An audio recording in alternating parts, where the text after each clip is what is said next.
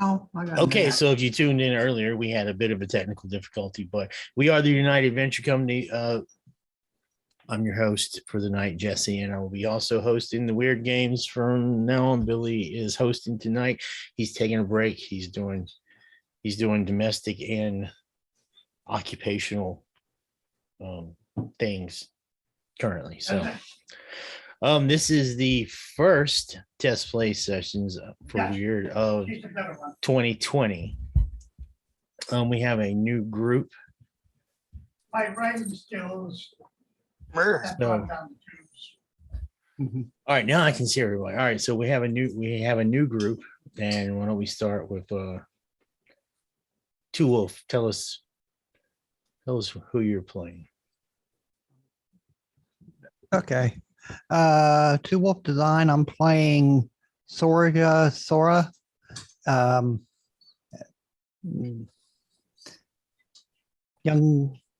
Young teenage, older teenager, I guess. And everything.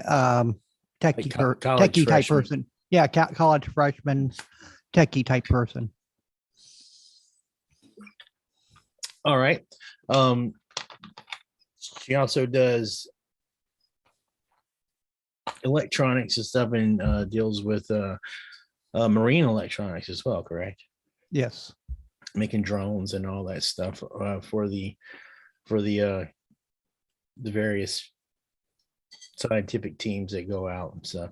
And then next on my list is Lord Thorne, who tell us about you. Hi everybody, Lord Thorne here. I'm playing as Jared Logan, mountain man from the Appalachia in Pennsylvania. Pretty much good at hunting, fishing. Well, maybe not so much fishing, but hunting, tracking, and anything that needs to be taken care of. All right. Sorry, I don't have a virtual background. I'm trying to find one, but my computer is not the same computer last time I used it. So, all right. Next, we have Diamond Anvil. Diamond. Hello, everybody. I'm Diamond Anvil. I'll be playing David Remo.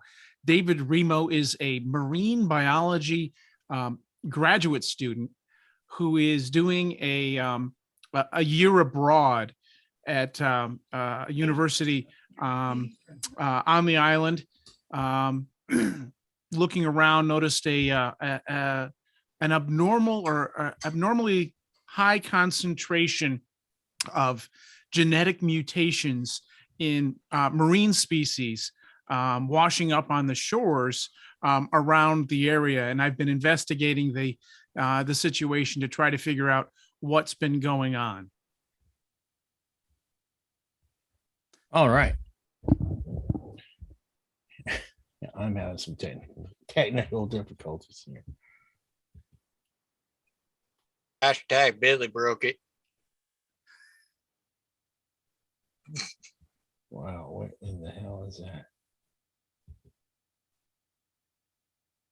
Sorry. We'll just keep going. Maybe it'll work. All right, so this adventure is probably one that's going to be the starter adventure that comes in the book. It's called The Awakening of Newthsom. And we shall start.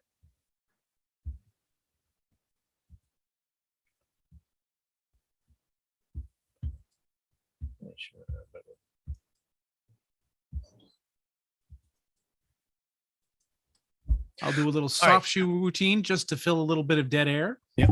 All right. It has been a very long week. Here on St. Cambion Island, it's tourist season. For those here, and for those locals and those that live here, this is a nightmare season.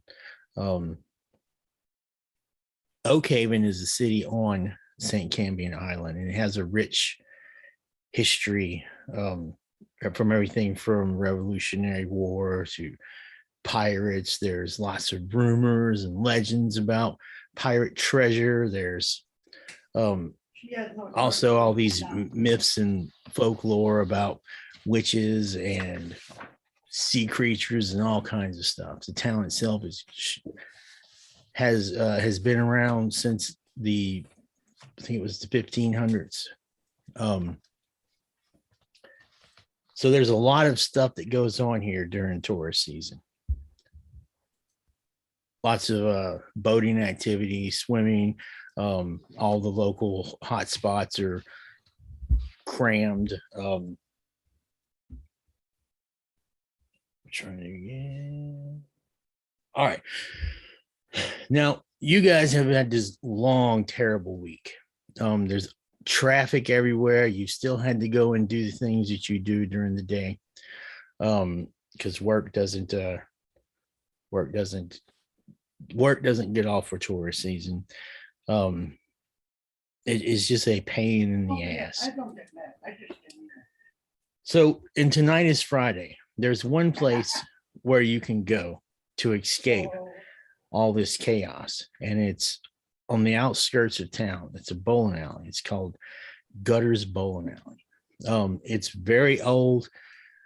The jukebox hasn't been updated since late 80s, early 90s. It's out of the way so that tourists don't go there, and even if they were, they have no interest in bowling. But it's a place that you can go and talk and in private and not have a lot of noise and not be shoulder to shoulder with people. That's good because I hate them damn city folk.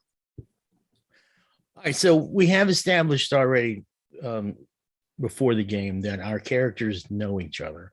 Each of them has some form of encounter with the supernatural in their lives. This encounter has motivated them to be inquisitive about the supernatural, and they want to know more, and they want to know so they can help them figure out what happened to them. Diamond, you had mentioned yours already. Or Jerry. I'll start calling by your characters' names. What was Jerry's? If you want to let everybody know. Sorry. Oh, go ahead. Yeah, Jerry's me there, Jesse. Right. But for Jerry, he was out hunting one night, well, early one morning, and he came across this old still site. And he came up there, getting a little closer to see who's there. Sees an old man just kind of rocking back and forth in front of his pot, getting ready to pull some nice old moonshine out. But as I got closer, it just sees that I could see through the old man and noticed that half the guy's head was missing. Later on that day, down at the diner, I started asking around to the locals, and they said, "Oh, that was just Uncle Sonny. He was killed during the old moonshine wars." So, needless to say, I damn down saw a ghost. All right. Was there more you wanted to add to yours, Diamond, or did you go into it completely? Okay. I'm good. And Soria? Sorja. Sorja. Okay. Yeah. What was Sorja's experience? I was out working with testing one of my drones and stuff, and it was down in the water, and I saw something on the screen from one of the cameras from it. Wasn't sure. Then all of a sudden I lost control of the drone. So I had to go out and go down and get it and everything. And stuff. That's a $64,000 So I had to go down diving for it. And ended up being in an area of an old shipwreck and everything right there off the coast of it. Stuff. As I was recovering it and everything, everything just didn't seem right. So once I got back, I went to check the video on it, and it was perfectly normal. So whatever was I had seen on the video and stuff originally wasn't there. And I forgot to pull my mic closer. So that probably helps. All right. Okay, and each of you have been brought together through your experience. You've met each other. Perhaps was there an actual story? Did we nail that down? How you all came together? No, I don't think so. I know that we know that Diamond had met Sorja through because he was looking for because he was I'm sorry. Yeah, and he was I looking for keep getting somebody something to help flashing on my him screen. out with some of his testing and his what he was looking for and stuff. So he approached me about using the drones. Yes. We're not exactly sure, but you guys have been together for hanging out for a couple of months, maybe even a year. All of you. And you like again, you were brought together for your inquisitive natures to learn more about the supernatural world. So again, y'all had this hectic, busy week, and y'all meet up at the bowling alley gutters. I'll change the map for you.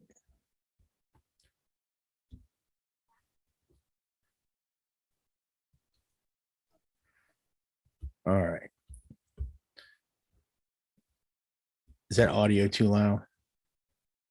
No. Okay. Oh, and you'll have to forgive those tokens. It is a rush job, so I tried to draw them to your explanations. So they are links to your character sheets. I tried to do that the beetle, but it came out more like a blonde. Well, I wanted to do the blonde-headed beetle, but it came out more like Link. But I'll redo them. Yeah. All right, so here we go. It's been a crazy week in Oak Haven. Tourist season has officially started. The streets have been clogged with vacationers making their way between historical sites and tourist traps. The town's beloved streetcars are packed. The downtown air is thick with the smell of restaurants, kitchens serving up back-to-back customers. Streams of music flow from everywhere. The beaches are crowded, and Cannonball Cove Water Park is in full swing. For the locals, it's been a long week, but it's Friday. It's Friday night, and whether it be from work or some other stress, you have had a long week. You've gathered at your favorite hangout, Gutters. It's a place way off the beaten path and not attracted enough to draw the crowds. It's a place where you can unwind and socialize.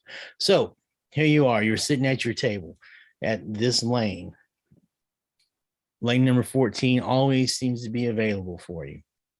It is a little busier than usual because there are some locals who have come here just to take part in the bar because their local bar is full.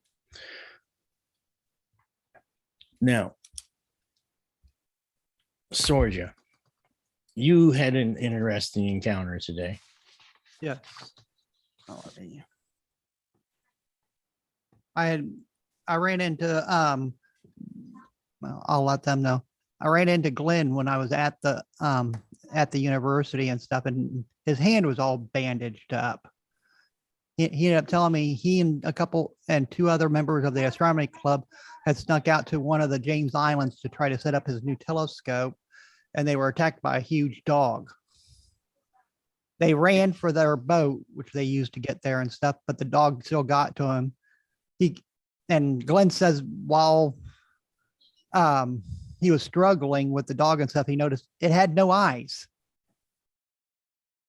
And then he goes, well, luckily I got away and made it back to it and got onto the boat and got away from there. But his hand ended up hurting his hand somehow because it was all bandaged up. A dog. But he didn't get a chance to go back and get his telescope, he was saying. There's no wild dogs on that island. And great duck hunting, but no wild dogs. All right, so I'll go ahead and let you know what you know. There's a handout you should all have. now. Okay. This is everything that you know about the James Island. This is common knowledge. The James Island is an archipelago about 6 miles south of Oak Haven. They were once home to a few wealthy families. The main island is the location of the lighthouse and home to the lighthouse keeper. That is the only island that is open to the public. It is especially busy during tourist season because of the tours going back and forth to the lighthouse. All right, in 2012, a storm hit the tiny archipelago and severely damaged all the structures. They've been uninhabited ever since.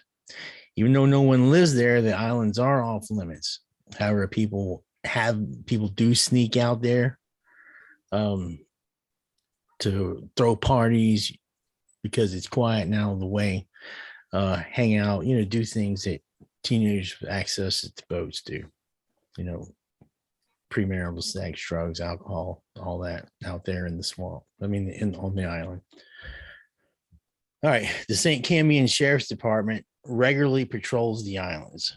However, they rarely come on shore unless they see something suspicious.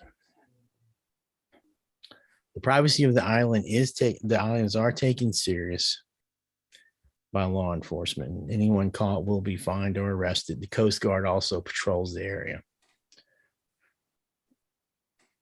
All right, so that's what you know. Now, Diamond, you've been out here. I'm sorry, let me use your character name. David, you've been out here for a while. You're not a native of St. Cambian, right? You're from the UK, right? That's correct. I'm an exchange student. I'm from Sheffield, city on the move. All right. And if I remember, your family had a vacation home here at one point. Yeah, there was a vacation home on the property, and that's where we met one of the other families who had a house here on the island. My family ended up having to sell the property. It was a great investment, but with financial times the way they are, sometimes you have to liquidate and downsize, and they picked up a place in the Caribbean to kind of offset it. But the neighbors were kind enough to let me visit from time to time. They have a several guest house, and it's a beautiful place. It's quiet. It's a good place for me to get some research done and some writing on my dissertation. All right. So you have worked in these waters and around these waters for quite some time. Like how you've been coming here ever since you were a kid? Like summers? Yeah, it started as a kid. I've probably been to the island. Let's call it about 2 months out of the summer for probably a good 10 or 11 years running. But only during the good weather season. Once the weather starts turning bad, we family heads to a different property. All right, so you're fairly familiar with the area, and especially from your work around here, because if I understand it correctly, you have been finding strange things washing ashore lately, right? Yeah, the marine life, just the number of genetic anomalies that are showing up in the marine life is just statistically, it is off the chart. We're talking probably 700-800 times the normal rate that you would expect to see in the surrounding area. So it really shows up as a significant hotspot. And I've been trying to track down what's been going on with that, because that anomaly is too great to just explain away as it's climate change or something like that. All right. And for Jerry, you wouldn't have been able to legally hunt on the James Islands. That's not to say that you I haven't never, found yourself out there. I never said it was legal. I just said it was good hunting. All right. All right. Well, is there anything you were at the bowling alley? You're Sorgia, it's gonna take me a while to learn how to pronounce that correctly and fast. Sorry. I told you this story. Glenn chewed up by a dog with no eyes. That seems mighty peculiar to me. It almost seems like something that we should go check out. It might lead to your fish there, Dave. Yeah, Jerry, how many dogs have you ever come across that don't have any eyes? Well, there's been a few times where I've seen a couple of coons take out a wolf's eyes to get away from it. So it is possible. But then again, having a dog on that island, unless it was brought there, there ain't no dogs. Well, what about wolves? Are there a lot of wolves? Most of the wolves are up here on mainland and not on those outskirt islands. I mean, any animals would have to have been brought there, wouldn't they have been? I mean, they wouldn't get there on their own normally. Normally, no. It would be, like I said, brought in by the families that were on there before. But when I was out there on those islands, I didn't see no sign of dogs, squirrels, raccoons, duck. Yeah, those are just fine. But dogs, no. Just be at the desk on the seat. Sorja, Glenn was on the island, you said, with a telescope? Yeah, with some some people from his astronomy club. Okay, so the So- astronomy club was out there, and you said he had to leave his telescope behind? Yeah, Pretty good, how you doing? Well, that's a very expensive piece of kit. He can't leave that behind. We gotta But it also kind of gives us an excuse to get out there, though. We can Yeah. go tell the sheriff that we're going to go retrieve it for him since he's kind of broke to go get it. he didn't say if he had permission to set it up out there, though. So do we tell the sheriff? Oh, I mean, if we're floating by and I set a drone off and stuff and take a quick look, would that maybe? I don't know. well, presumably Glenn knows where the telescope is. Right. So, maybe we should try to track down Glenn and get some information on what happened from the, first person and, figure out where this telescope is and then formulate a plan on how to get Glenn his telescope back. I imagine he's missing it. Yeah. Well, He's normally around here. He likes, he spends more time at the bowling alley than anybody else, really. yeah. And just as you're saying that, you can hear, I forgot the song. You can dance if you wanna. you can leave your Safety friend dance. behind. Safety dance. Safety dance. The safety dance starts playing, and sure enough, you see Glenn walking into the lane access aisle, making his way over towards your group. He he has his own bowling ball. Well, speak of the devil. He, Hey guys, Glenn, what y'all doing out tonight? Man, it is crazy out there. yeah, that's why we're in here. And I got myself a beer. Yeah, well, Monique is cooking up some fried some chili cheese fries for me. When they're ready, I'll bring a picture back. Sounds good to me. So he sits at the table, and you can see that his left arm is bandaged, like from the wrist up to the elbow, and it is, especially for those of you with first aid and stuff, it is very poorly bandaged. You can see there's some blood is soaked into the bandage, old blood. It's not like he's free bleeding, but Hey, Glenn, when was the last time you had that cleaned out and fixed up? Oh, I just wrapped it up. That's all. No. I'll be right back. I'm going to go out to my truck, get my first aid kit, and I'm going to patch you up. Oh yeah, sure. Thanks. Yep. I'll be right back. Keep my beer cold. All right. Well, he unzips his bowling ball. You guys want to play? Well, hang on a second. Can you play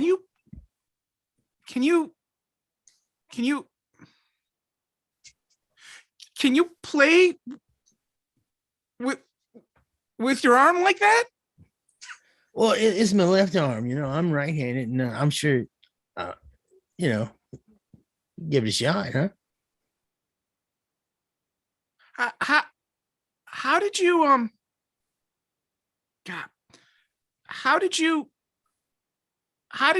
God, how did that happen? It's the craziest thing. The islands out by the lighthouse? Yeah. Oh, the fries are ready. One moment. He gets up and runs for his fries. He comes back with a big platter of fries, probably about the same time that Jerry's coming back in. And he is attempting to balance this tray with this pitcher and these clear solo cups and this gargantuan thing of chili cheese fries. He sits down at the table and he immediately starts pouring some beer and wolfing down some fries. Oh, you guys go ahead. You want some? Let me get your arm first, and then I'll definitely partake with beer. It ain't gonna hurt, is it?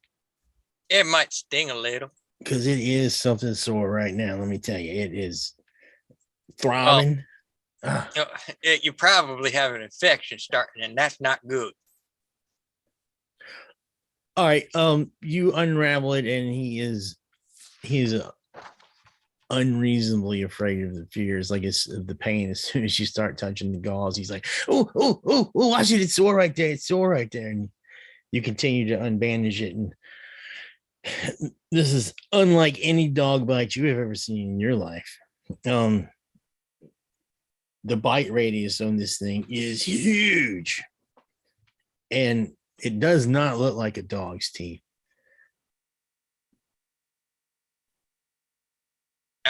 I'm just going to keep that to myself for now. All right. And yes, it is infected. It is swollen. It's inflamed. Well, I have just the right stuff for this. Grandpa's specialty blend for taking care of infections. I just look at Glenn and go, how big was that dog? It was huge. He's like, it was huge. Oh. Stop moving. I've never seen a dog that big before. I mean, it was huge. Mm-hmm. So what's the problem? All right, so go ahead and let's go ahead and make an action check for Jerry. So you're going to be using your first aid, right? First aid. All right, and it's going to be a comprehension action check, and you can add your first aid skill to it. The character sheet should already be set up for you to make that roll. You should just be able to click on it.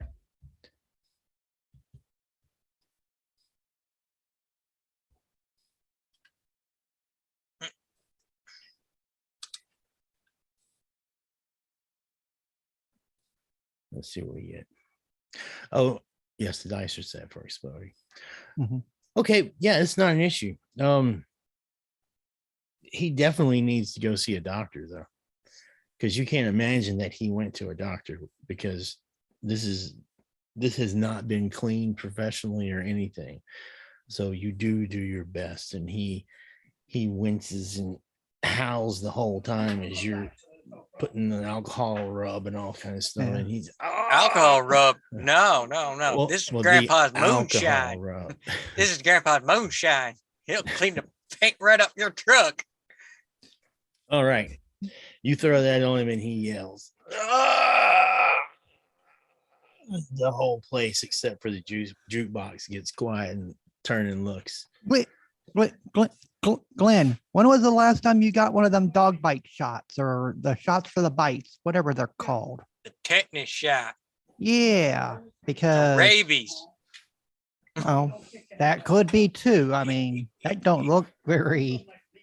I don't know. Maybe. I guess maybe when I was like 8 or 9, I stepped on like a nail, I believe. Well, you're about to get it again, plus 7 more. After I bench you up, you need to go to the hospital, boy. All right. Well, I mean, now or can I go tomorrow in the morning? No, you need to You go want to to- keep this on, don't you? Well, yeah, I was gonna bowl a few though. Oh, Not tonight. we have. No.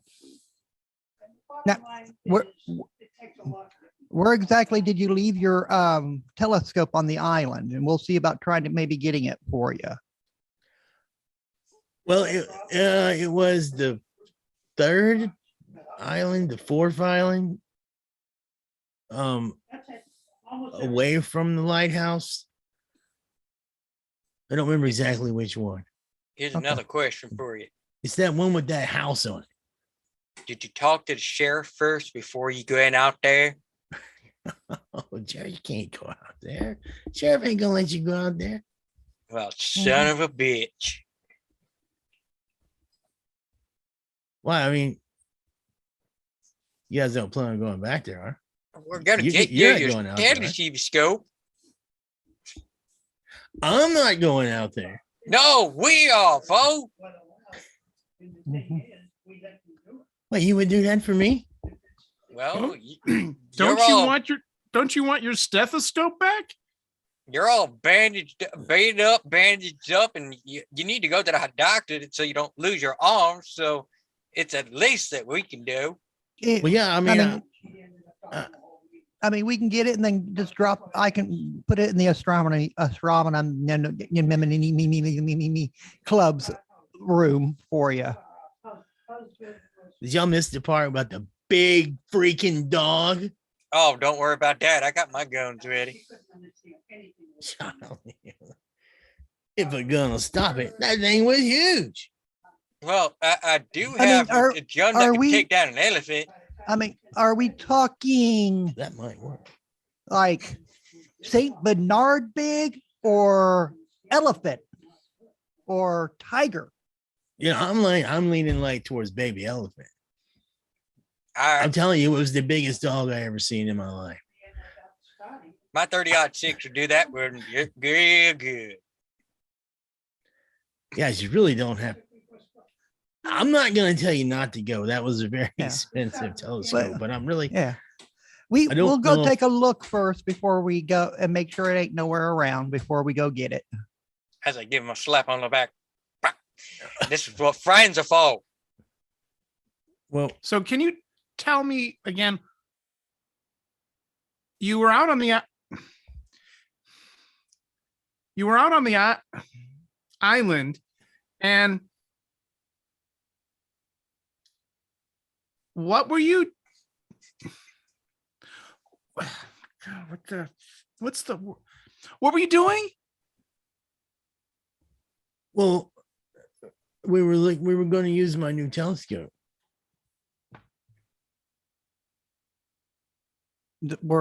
Who was which? I know you said it was 2 of your friends. Who was it from the school which was there? Did they see the dog and stuff too?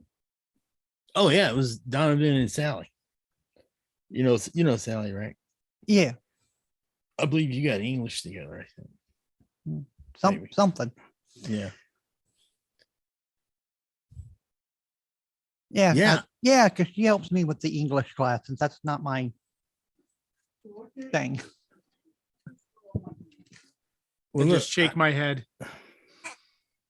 I mean, if you really want to go out there, you should be able to see it. I mean, it's right there on the South Shore, right Okay, next. so okay, so it's right on the shore. Okay, that helps. Yeah, the 3rd, probably the 4th island. I don't know. It's the one with that big house that everybody goes to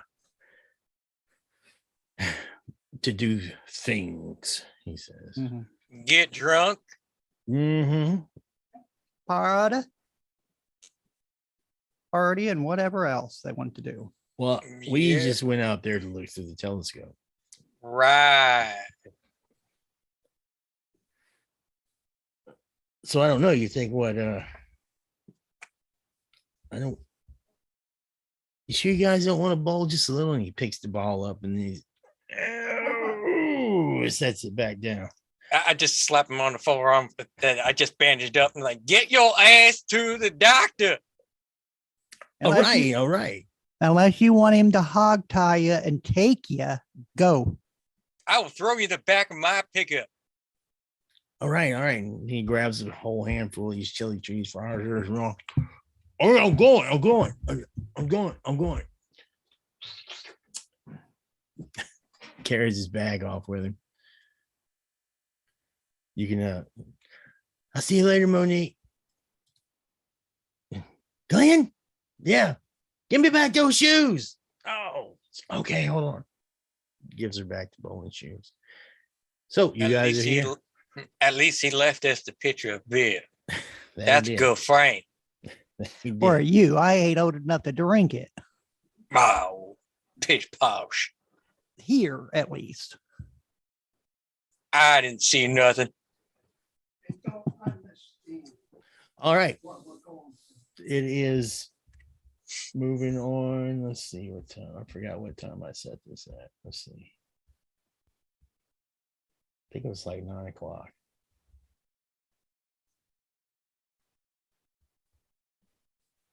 Oh, that's not the right document. It's on your player character sheets. It's like Friday, I think 7 o'clock. Let's call it that. Yeah, I think so.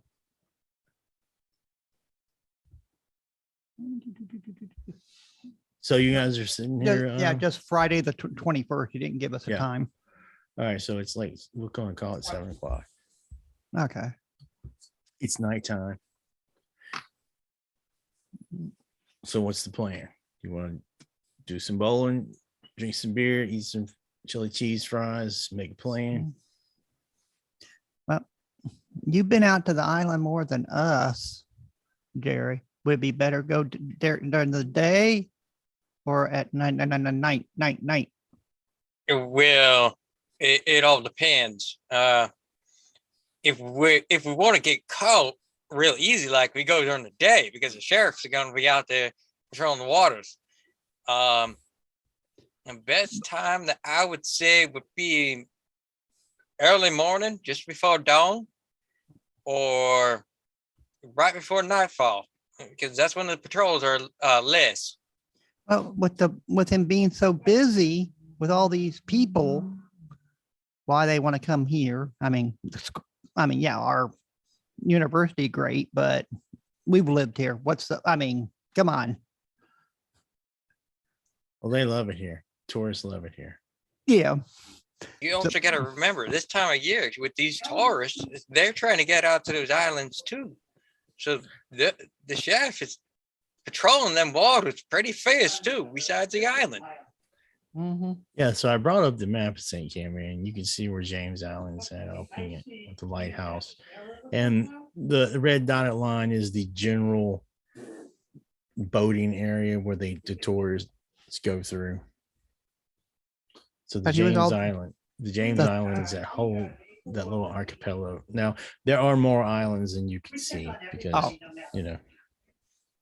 So the island he was talking about, is it that close to the lighthouse or out in the further reach ones?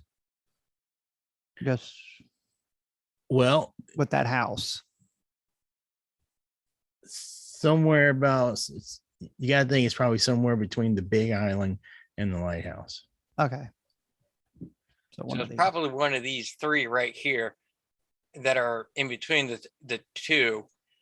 I doubt they would go to the one that's closest to the tourist patrols and transacting things. Well, he Mhm. said it's the house all the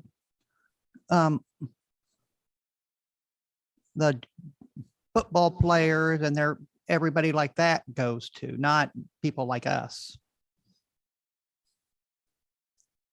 You know what I mean? Where they all go to party and stuff. Yeah, So it'd you have to guys- be that one. I'm thinking it's the one house. I Is what think you he's might talking be about. right. I don't know whose house that was. I don't remember whose house that. It don't matter. I know We'll it's one of figure the it ones out. with not in as bad a shape so they can actually get inside and stay out of the weather and stuff if they had to. Well, the easiest thing to do would be probably tomorrow during like around lunchtime. Get you out there, Sean Jeff, with your droney thing. Mhm. And take a quick look around so we know which island it's on. Because it is Yeah. on the southern island itself, on southern Awesome. edge. Yeah. My only worry, if it's sitting on the beach, what happens if somebody goes along there in their boats and sees it? I don't think they'll touch it. Ah, There's been Yeah. plenty of things that just sat out there for years. Come on, we've with- been here for a while now. but a brand new expensive telescope. I mean, look at some of these tourists and stuff. Who knows what they might see it and just go, "Ooh, I want that." What would some of these city folk be using a telescope for anyways? Was that peeping on the neighbors? I know. Well, they love to look at stars here. There is an observatory on the island up Mhm. towards the north on the high point. So she can get down the national. So All we've right. got a couple. We've got a couple of things to worry about. One, we need to get a boat, some way to get out to the island. Unless either one of you have a. What are those boats that? What's that word? Those boats that go on top of the water. Boats. On top No, of the water. on The little top- hovery things. I mean, we can get either one of us can get a boat from from the school, but no problem. Yes. But it's Friday night. Are we going to be able to grab a boat for Saturday morning? We've got to sign those things out. You've seen the paperwork for those things. My gosh, it took me like 2 weeks. No, two days. No, what is that word? It was like 2 hours to fill Mhm. out that paperwork. I mean, I've got used of one and stuff because of my program and stuff. Just about any time, I think. I don't think anybody's using them right now. Okay. And It's stuff. So either I should be that able or to get it. it's either that or you let me know where they hold them up and I can procure us one for the day. Jerry, I think you're onto something there, but let's keep that in our back pocket as a second option if filling out the paperwork doesn't work. Works for me. I know Either way. it works for you, but for now, let's see what we can do with paperwork. In the All right. meantime, I might as well just go out there to the point and see what I can see with my binoculars. And the sheriff won't pay me no mind. He knows I'm a hunter, and I can just tell him I'm scoping out another duck hunting spot. All right. All right. So, Jerry, you're familiar with all these hunting places and stuff, and you're probably especially familiar with like Harp Island. So,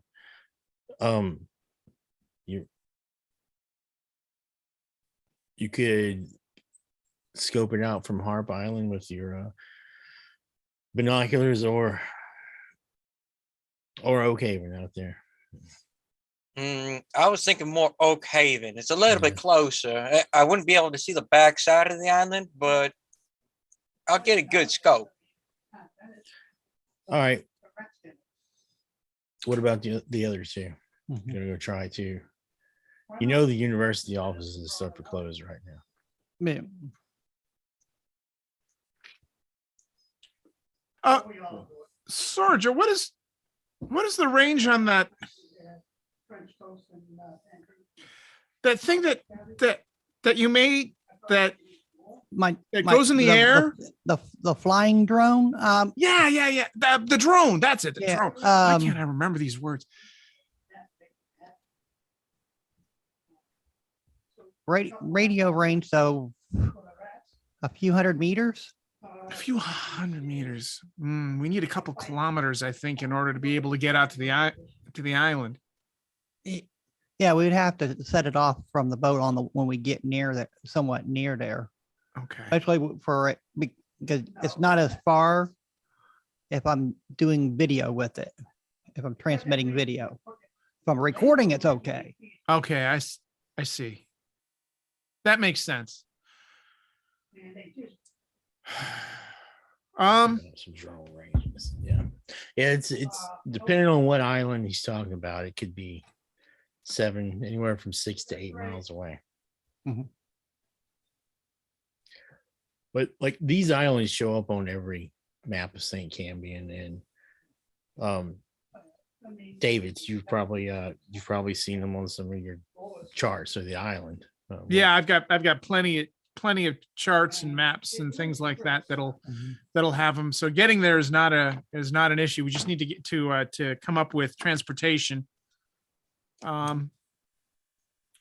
What do you think is going on with this dog? That was no dog bite.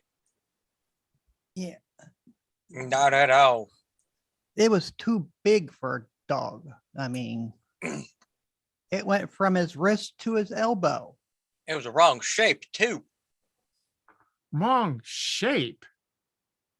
Dogs have their muzzle, so it's gonna be more rectangular.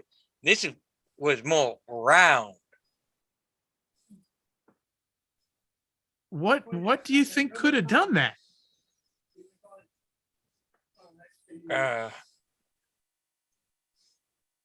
I don't know.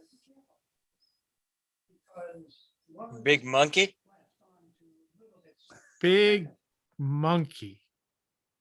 Cave monkeys.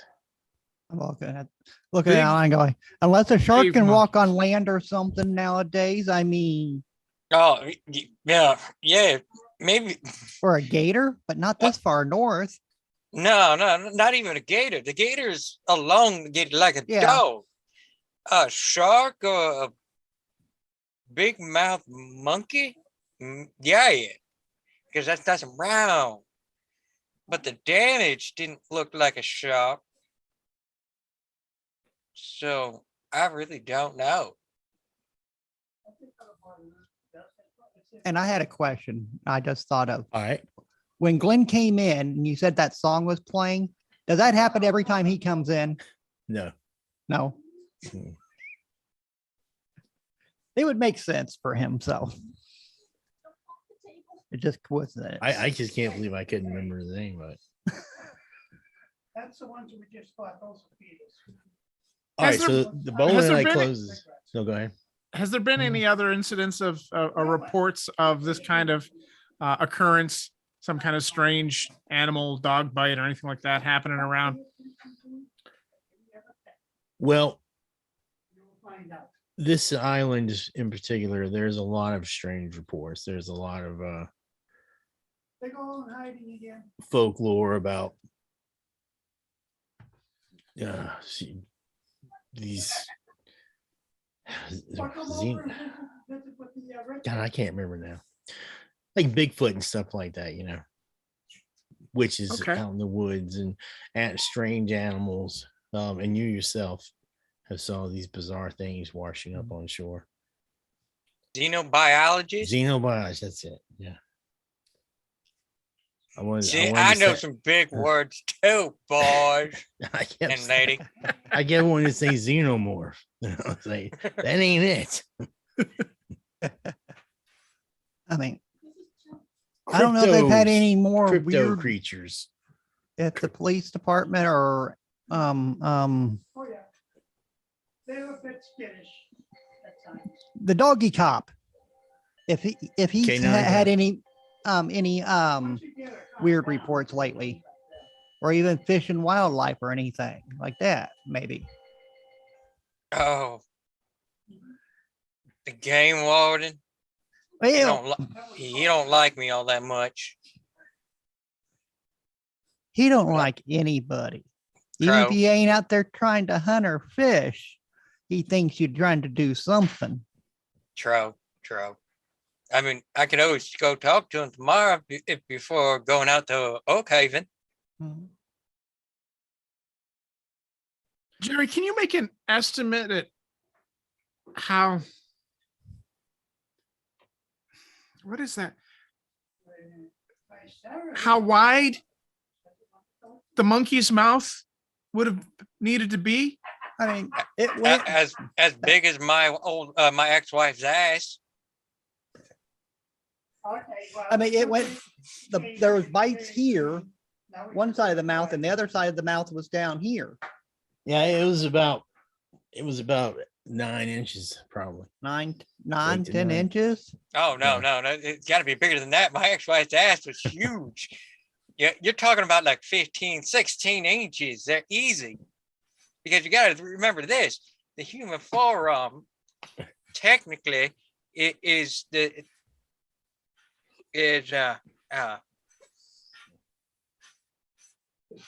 it's slightly over 1 foot, if memory serves me right. So if it goes from the wrist down to the elbow, then you're talking about like 11, 12, 13, even 14 inches. Yeah. Yeah, it was. Jerry, you saw it. It was about, you would estimate 7 to 8 inches long. Wide. All right, so the bowling alley closes around 11. Oh, do you just want to hang out until it closes? I know that Jerry, you said you wanted to go try to use the binoculars. I'll let you know that the distance from the shore is going to be extremely difficult to see it, At night. especially at night. Yeah. Well, it's a good thing I got one of these expensive rangefinders that are night vision and telescopic. Oh, yeah. Set me back a good couple of deer hides on that one. I'm not sure you're going to be able to see a Because telescope the first at 8 miles. Yeah, it's like 6, 7 miles to the first island. If Wow. not more. All right. Well, if you leave them at the bowling alley to go check this out, you can go to the south side of Oak Haven. There's a lot of smaller boat launches here, docks. Lots of the smaller fishing boats are docked here as well. The larger boats, and like the yacht club and all that, are in Corbin Bay. This neighborhood next to the shore is lots of row houses and things like that, and lots of old, well, y'all live in New England, right? Yeah. You know, the row houses and stuff like that. The best that you could see the larger island. Now, if he's talking about the one between one of the ones between the lighthouse and the large island, the large island is pretty much concealing it from where you're at. Maybe I need to get my kayak out. You got a That's a trolling hell of- motor on that thing? That's a hell of No. a time. It's nighttime. Why would I use a motor at nighttime? Everybody would hear me.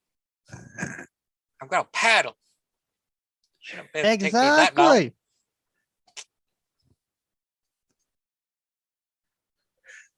I'm like Okay. this little 5-foot Asian girl, which is 100 pounds soaking wet. So I'm going trolling motor. Compared to my 6 foot, 200 pounds of my muscle. Uh-huh. Yeah, that's a hell of a distance to paddle out in the Atlantic Ocean there. I mean, bet- if you want you to attempt better it, I'm check- not gonna. You I'm better not gonna check the stop sea you. reports if you're gonna take your kayak out in that. Well, it's not safe to go out on your own, especially at night. So Mhm. I might as well hold off on that one. Mm. Maybe the drone idea is the best one yet. Oh. If Glenn is going to the hospital, they'll probably call the sheriff. So maybe one of us should go over to the office and see if they've had any other reports of animals and stuff elsewhere around here, just to take the thing off of Glenn a little. We should probably also check on Glenn to see how he's doing. Yeah. Why don't we do that now? Let's head over to the hospital and see if we can find out how Glenn is doing. Okay. It's only been a few hours. I'm sure he's in that place where you go in the hospital when you've got a bad what is that? ER? The ER. That's it. The ER. All right. Well, you step outside the bowling alley. I mean, do you wait till it closes or do you leave sooner? Sooner. All right. You step outside, and you can hear the sounds from the amusement park. You hear those roller coasters. You can hear people screaming and yelling. It's still a good distance away, but the wind is carrying it. And it's noisy as hell. You can God, also I need hear. another beer. Yeah, you can also hear the sounds of live music and stuff coming from somewhere else in town. But your vehicles are there. You can go wherever you like. Say you leave around what, 9 o'clock? I'll go down to the sheriff's office in town since it's not far from my place and stuff. I mean, and then you want to meet at the university pier in the morning or the university dock or whatever. Yeah, Yeah, we're- let's get to the university dock before sunup. Just so that we can check out a boat and get out there early, like Jerry suggested. Jerry, do you want to come with me to the hospital and check on Glenn, make sure he's all right? Yeah, that works for me. You want to get in my truck or do you want me to ride with you? Because if you get in my truck, you're going to have to move all those beer cans. You know, if you take these back, they'll give you money. For more beer? Yeah, that's how it works. That's not a bad idea. Nickel a can. But then he wouldn't have Nickel. then he wouldn't have Nickel. anywhere to spit his chew. No. That's the solo cup with the paper towel at the bottom of it. You know what? We should probably take my car. All right. All right, so you load up in what kind of car does David drive? David is driving a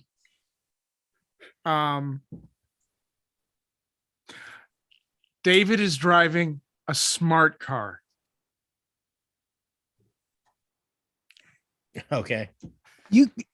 You expect a 6 foot, 200-pound person getting this itty bitty little shoebox? I mean, that works than my little Toyota Prius. It better be like that blue box on the TV that's bigger on the inside. Oh, there's plenty of room for everybody. There are only 2 seats. 1, 2, you can fit that car in the back of his pickup. That's my 2500 with the extended bed Truck. and a diesel. Diesel. Okay. So you make it to the hospital, except it takes you like 3 times as long to make it to the hospital. The streets are just packed, even at this hour. That's why I cheat right now. I'm on a scooter. A liquor sickle. Oh, they're All popular right. around here. And Soria, you actually would make it to the sheriff's department before they get to the hospital, if that's where you're heading. Mm-hmm. The sheriff's department is not too far away from the bowling alley. Okay, as they fight the traffic and curse and try to fight off beer cans and stuff, you go to the sheriff's department, which is pretty hectic in itself. There's lots of activity in the parking lot. When you pull up, you can see deputies coming in and out quite regularly, going to their cars. And you go in, the entrance area is, there's someone working the desk. There's lots of people standing around. Phones are ringing. You can hear people talking about, yeah, well, we'll get out there sooner or later. We've got a lot of calls right now. Yes, ma'am. Yes, ma'am. Okay. Sure. Yeah. Give us like 30 minutes. Other people are talking. Phones are ringing, and you're there. I try to catch one of the officers coming and going, which isn't All right. talking to anybody. You got a minute? I got a couple of questions for you. What you got?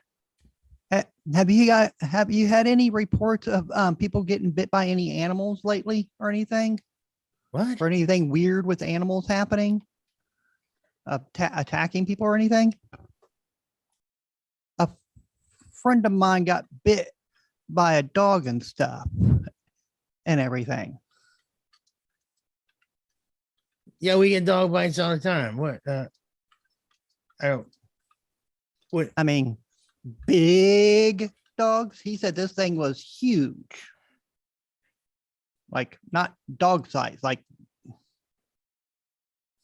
almost a you- horse size, I guess. Look, you I would really say. got to go. If you can talk inside if you want. Okay. But I've got to go. Where's animal control's office? Blah. Okay, It's not there. It's another building. another building. Mhm. Maybe it'd be better to check with them. I don't. They're gonna have to get the dog and test for rabies. It's up to you.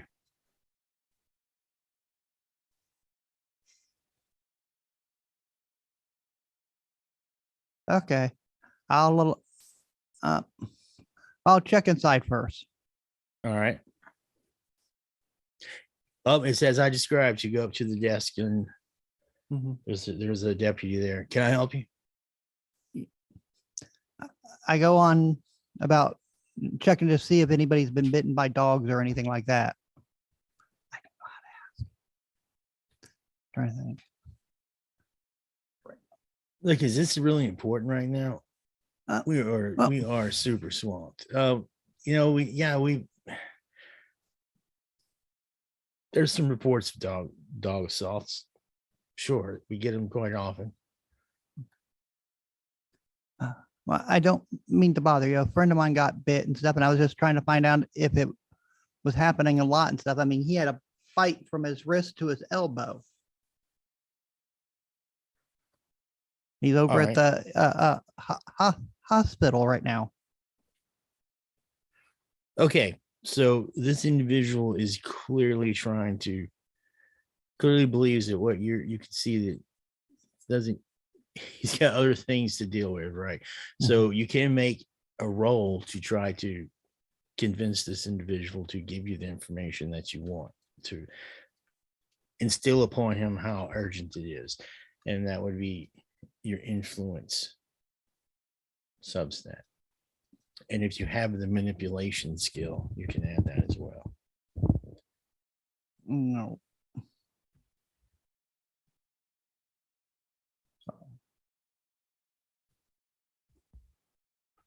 Because he's clearly Okay. trying to get you out of his way. And 8.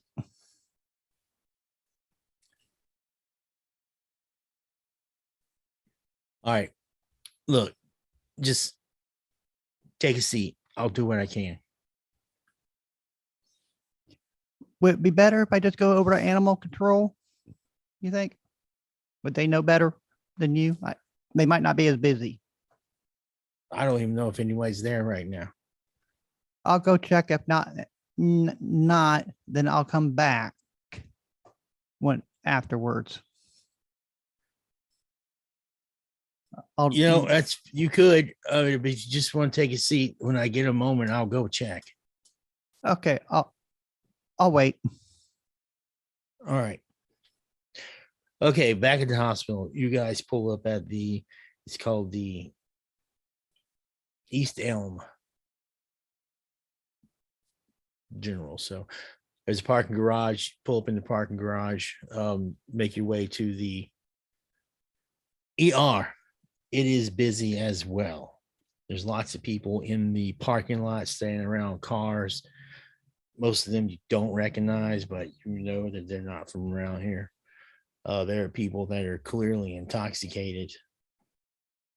So you can push your way through there if you like. They don't know how to hold their liquor. No, probably one of their friends are in here and they've already been asked not to hang out in the waiting room. So that's why the parking lots are so full with these degenerates. But as soon as you get in, it's packed as well. There are some people holding like bloody gauze on their hand where they get caught in the door. There's people who are just clearly just horribly intoxicated who are vomiting in the bags. The whole range. I'm gonna go up to the counter and talk to the nurse. Excuse me, ma'am. Well, yes. I sent my friend Glenn in earlier. I had to redo his bandages on his forearm. It looked like he got bit by something. I'm just wondering how he's doing. Maybe see him if possible. One moment. You hear is like that lightning fast on the keyboard. Last name is Reed. Grade. Yeah. We have a Mr. Glenn Reed here. Yes. Any news on how he's doing? Well, I can't really share that information, but I can call security and see if you can go back to the room if you like. That'd be much appreciated. Security. We got 2 for trauma 3. All right. Yeah, you can go back. Thank you kindly. There's a security guard sitting in a chair at a podium by the 2 double doors. He looks at you. It's the button. Two double doors open up and you go in. Dude, I wish I was a security guard like that. That'd be easy job. But no, I got to take these city slickers around the woods and show them all the pretty spots with freaking. You know what? I'm just gonna stop there. I don't want to get too pissed off. All right, so you're making your way through this hallway. The nurses and doctors and they're not happy to be here tonight. There's actually one nurse behind the nurse's station that she's crying, and another nurse and 2 nurses are trying to talk to her, and she's just going on and on about how rude these people are, and the place smells of the anesthetic and maybe even a whiff of pepper spray from someone who got too ballsy to a cop and got thrown up in here. I have experienced this, by the way. That's why I know this. Anyway, you make it to trauma room 3 and just going in, and Glenn's sitting there. Hey, Glenn. Hey, Jerry. Dave, what are y'all doing? Hey, how's the arm? Well, they haven't come in yet. Well, I mean, the nurse came in and looked at it all, but I haven't seen the doctor yet. They say I'm gonna have to get some shots. Yeah, probably tetanus, rabies. The rabies one's gonna be a fun one because that's 7 shots and they put it right into your abdomen, Like, in your belly. Yep. no, we don't want that. Jerry, can you tell me a little bit more about those tourists again? Trying to change the subject. Well, don't get me started on those tourists. I just seriously just want to take my steel tube hiking boot and shove it right up there. You know what? God, I know I need another beer. And Glenn's like, I'm telling you, it's crazy out there. It seems worse this year than it's ever been. Have you seen it out there? It's insane. horrid. I don't know where all these city slickers are coming from, but they just need to go to a fucking home. I know. Ah. All right, so Jerry, you guys, it's in the name. City slickers. They come from the city. God damn it, Dave. God damn it. all right. Back at the sheriff's station, a different officer comes out, doesn't ask you to come back, comes out to the chairs where you're sitting and has a stack of manila folders. All right, what was your friend's name now? Glenn, And when was this? he got bit earlier today. He's at the emergency ER now. My other friends are there with him. I think they were trying to get there.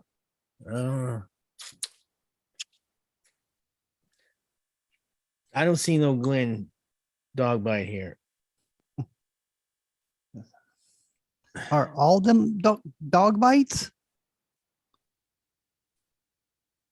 Well, some. Okay. I don't got nothing for a Glenn here at all. Not. Oh, You get that he's not understanding your request. He thinks you're here to try to find a report for Glenn being Right. bit by a dog. yeah. I wasn't looking for his report. I don't think his was reported. I was trying to find out if there was more like his, like how many big, huge dogs were running around biting people. Big, huge dogs. I don't. And about that time, a fight erupts somewhere in the station. You can hear people yelling. You can hear, "You motherfucker, get off me!" No, I swear to God, I'm like, oh, stuff's knocking over. Other deputies from the front are starting to run back, and the deputy that's talking to you. Okay, look, what is it you want to know? Just tell me right now. Straight up, just tell me. How many big dogs, like bigger than a Saint Bernard, have bitten people recently? I recently, I don't know. Can I just look at the 30? reports No, and go it's through just and reports. and stuff, and you can go take care of whatever happening? All right, this is definitely, you can make an action check, influence action check, if you want to convince him to give you these papers.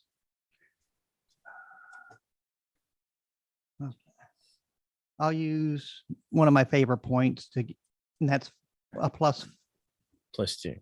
plus It's 2. written in the rules wrong. I'm sorry. Oh, okay. Like in the example, it's written in the example wrong. Wrong. But favorite Okay. point will give you +2. So plus 2. Yeah. Okay, Richie. I'll be damned. You Okay. 23. Because I didn't even add the 2 to it. you have convinced him. You go on and on, and you use the idea he just is done listening to you more than anything. Look, it can't hurt. And someone calls him. Harold, get back here. Harold, get back. Look, here. Just don't leave with him, okay? He heads off back to the back where this fight is out of control now. And I don't want to downplay it. You're sitting in this front room area with stack of manila folders, and there is a brawl going on in this fucking place. As long I mean, as, the air is quick. as to long as the start smelling officers of aren't paying Freeze attention, plus and shit. I'm like just gonna that. walk on outside to my scooter, put it in the little helmet, put them in my helmet box, and head home. All right. No one is stopping you, so you get in your scooter, your Vespa. Let's make the Jetson sound. Anyway. All right. And as you were heading away, there are two more deputy squad cars, sirens blaring, heading towards the sheriff's station. But you have these. Okay, back at the emergency room.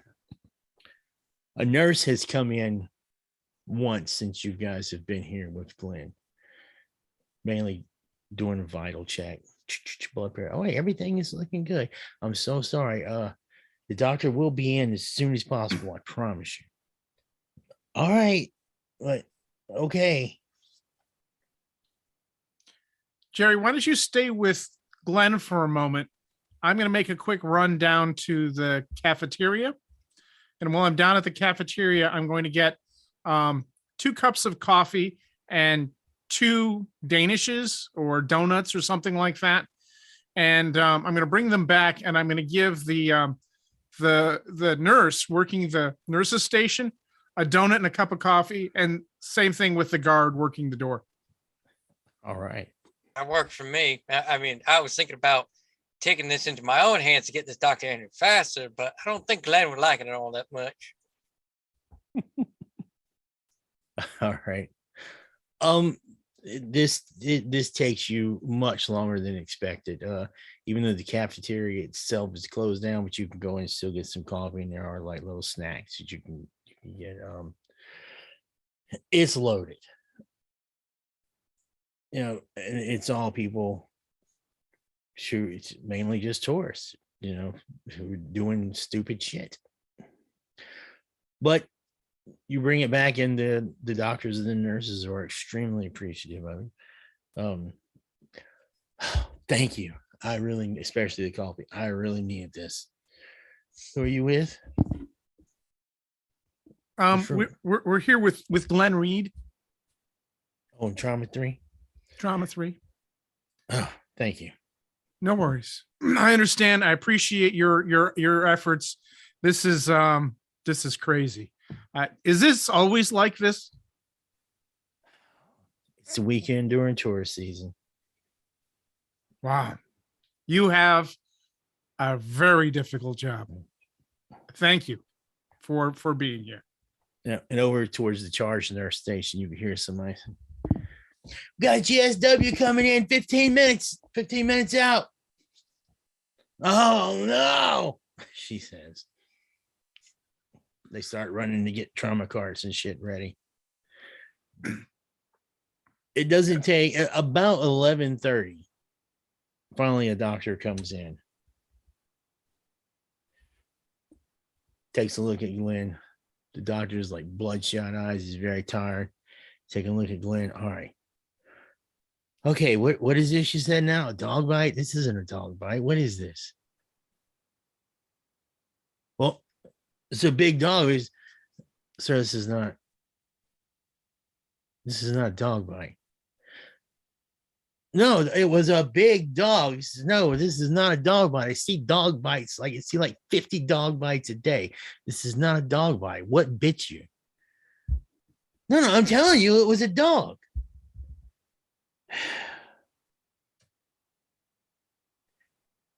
You know, I said the same thing, Doc. It ain't no dog bite. Doc, I didn't want to say anything, but my friend has a pet gorilla, and the gorilla bit him. But don't make a big deal about it. he's just looking at y'all. His mouth is partially open. He says, you know what? He looks at his watch. I really don't give a fuck. All right. Someone will be in to give you blah, blah, blah shots, patch you up. Good luck. And he walks out. Sure enough, someone comes in about 30 minutes later, and it is about midnight when Glenn gets his discharge papers. Before they leave, I want to send both of them a text and go, I got all the animal reports from the police station, and I'm going through them at my place. All right. Group text or just one individual? A group text to both of them. Dave, I don't want to go back over to her place. It kind of smells. Okay. Can you take me back in my truck and I'll just meet you guys at the college later? Glenn, did anybody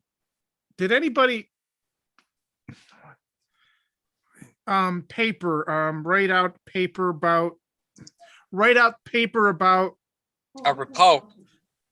thank you. That's it. Did anybody write a report on your attack? No. Who would do Oh, that? Well, I mean, I got don't- these discharge papers. This is all I got. I mean, Well, so it wouldn't be in a police report.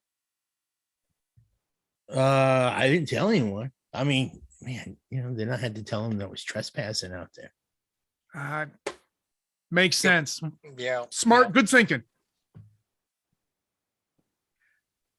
Well, would you mind bringing me back to the bowling alley and pick my car up? No, that's right. I'm sorry. He drove here. That must be pretty good meds if you didn't remember that you drove yourself here. Yeah. I games are merging in my mind. I've run this game. This is like the fourth version of this game. So, but I think this is the perfected version of it. So we'll see. All right. So Glenn why don't says, we- well, I'm why going don't to we- go ahead and head home unless you need anything. Actually, Glenn, why don't you give me your number just so that I have it, and if we happen to find are able to get your telescope back, we'll be able to get that back to you and let you know where and how to pick it up. Man, Dave, I still appreciate that, but I got to tell you, I don't like you going out there. I mean, not only could you get busted, but man, that dog was huge. Again, I got my 30-06. I can take care of that dog if it is a dog. How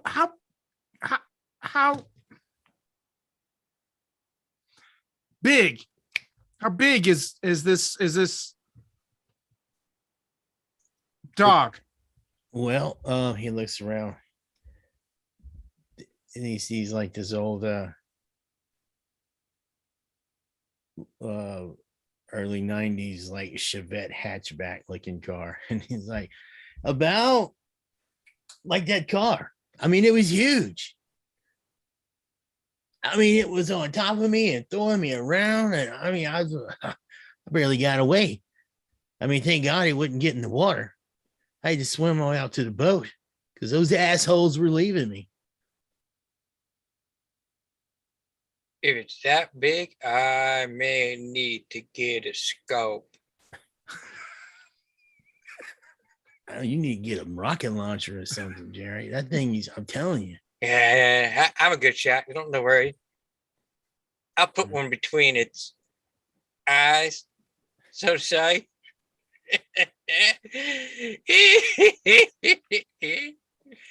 Yeah. All right. Again, I'm not going to. You got me kind of rocking a hard spot. I don't want you guys to get in trouble. I don't want you to get hurt, but damn, I like that telescope back. So I won't argue anymore. Don't worry about us. We got your back. We'll get you a telescope. So you just go home and we'll let you know when it's ready to get picked up. All right. All right. You know, and if you do it, I owe you big. I owe both y'all, all y'all big. We'll talk about that later. You know, where's Soji?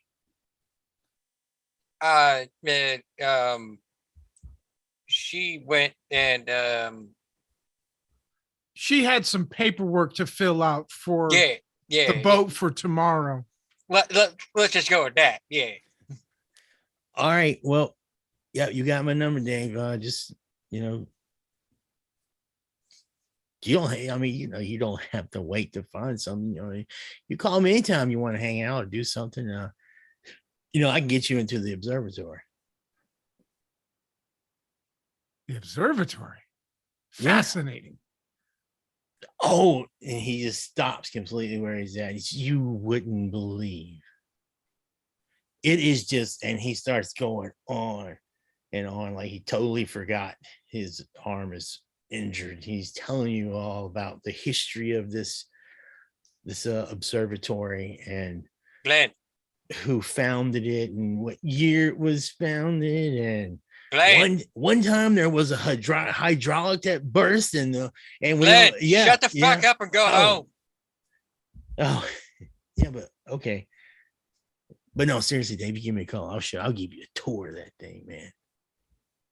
Hydraulics can be finicky on something like that. Oh, that's huge hydraulics. All right, I'm going back. He gets to his car and takes off.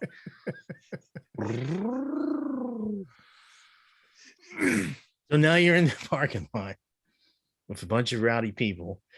Now there are police out here handling up on the rowdy people. That's not going over because the rowdy people don't like the police handling up on them. So it is just getting hysterical out here in this parking lot. Jerry, we got to get out of here. Yeah. Give me back my truck. Let's get you back to your truck. Hop in the car.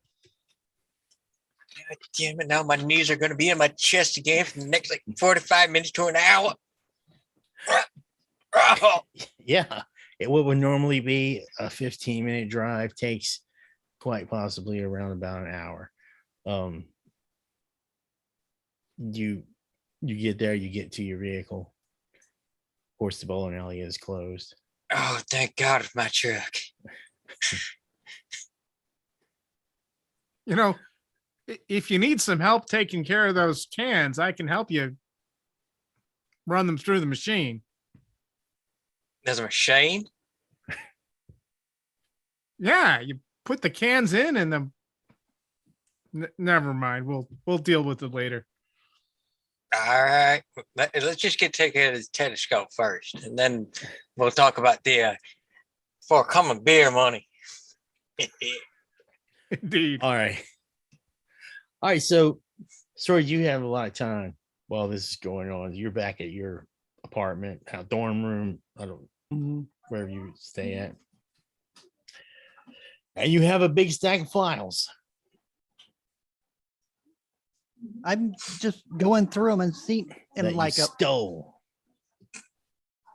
just go through them. Go, nope, normal,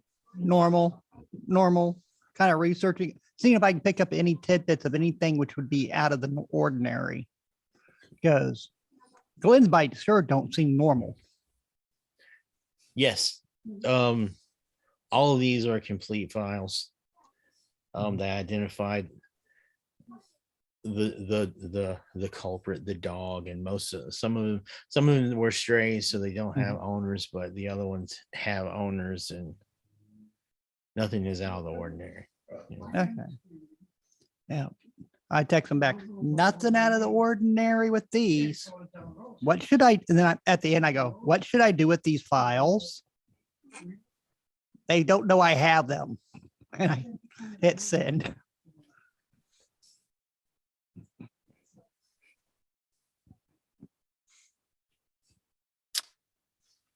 I sent a text back. Not my problem.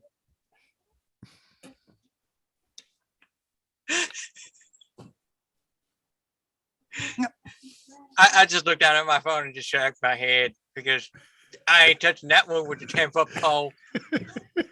I'm going, I'll just set them on the side of the table. If they come ask for them tomorrow, I'll give them to them. Go, oh, oops, it got so crazy. I just wanted to get out of the way. Otherwise, I'll just shred them. All right. Okay, so was there a plan to get up at a certain time in the morning? Yeah, What let's was- let's meet at the dock at 6. And as I'm laying down, I'm going, I know I forgot something. Oh, boat. And I get on my computer and do up the paper thing for a boat and let them know I'm taking the research boat All in right. the morning, since it doesn't look like anybody else had it scheduled. All right. Well, they actually have more than one boat. They actually have boats on the South Side Island that are smaller boats, and they have 2 larger boats that they use for going further out, which you probably won't get permission to take those. Right. So No, just one of the normal smaller one, which I would normally use. all right. So you're just getting a jump start on that paperwork. Mhm. All right. Well, in the morning, you wake up, everyone wakes up. Jerry might have a hangover. I'm not sure. It's Depends on small. how much beer he has at his house. I drank most of it on my way home. What reason do you give them for the boat? Just we're working on the project. Okay, just to test out the drone. It's not a Yeah. problem. All right. Well, you'll find that there's a approval message in your inbox when you get up in the morning. So you meet at the South Side Island. This is where this boat is at. And you want to do it at what time?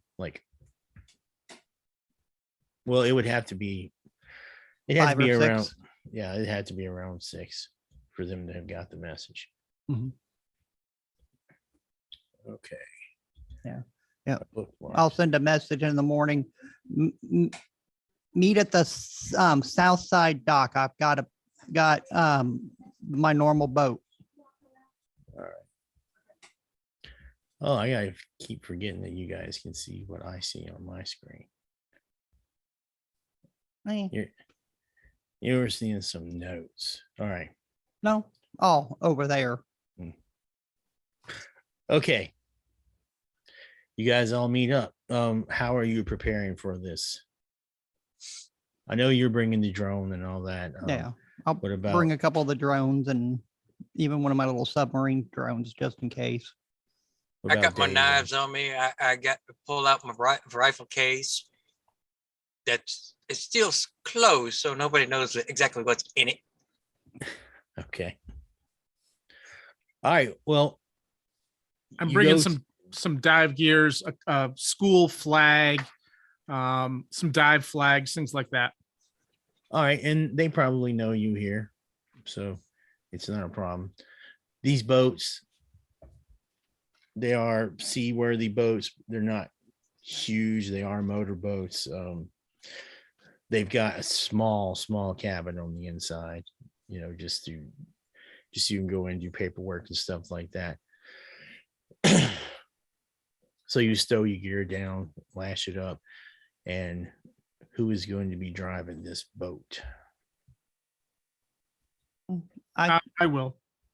One of us can. Oh, this is going to be important just in case something comes up with the Mhm. need for the boating skill. All right. It is much like it was last night, except on the water. Lots and lots of boats on the water. You can see the Coast Guard patrol boat is out towards the south. There are people skiing, parasailing, is that it? Jet skis, all kinds of stuff. But you have no problem. You sign out the key. The individual doesn't give you any trouble. and you get the boat. Blum, blum, blum, blum, blum, blum, blum. All right. Now I need to know exactly what your plan is. You have the boat. You're on the water. I'd say we head towards the third island and kind of circle around, see if we can see the telescope from the land, from the boat.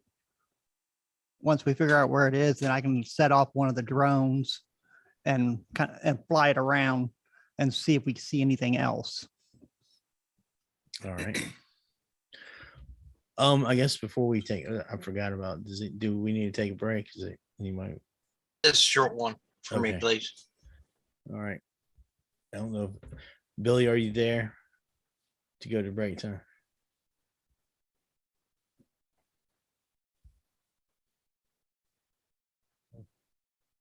Yes, I'm sorry. We were speaking. Billy's in this thing. He's talking to me. So we're going to go ahead and take a break, and we'll be back around 5 minutes or so. I don't know. So take us away, Billy.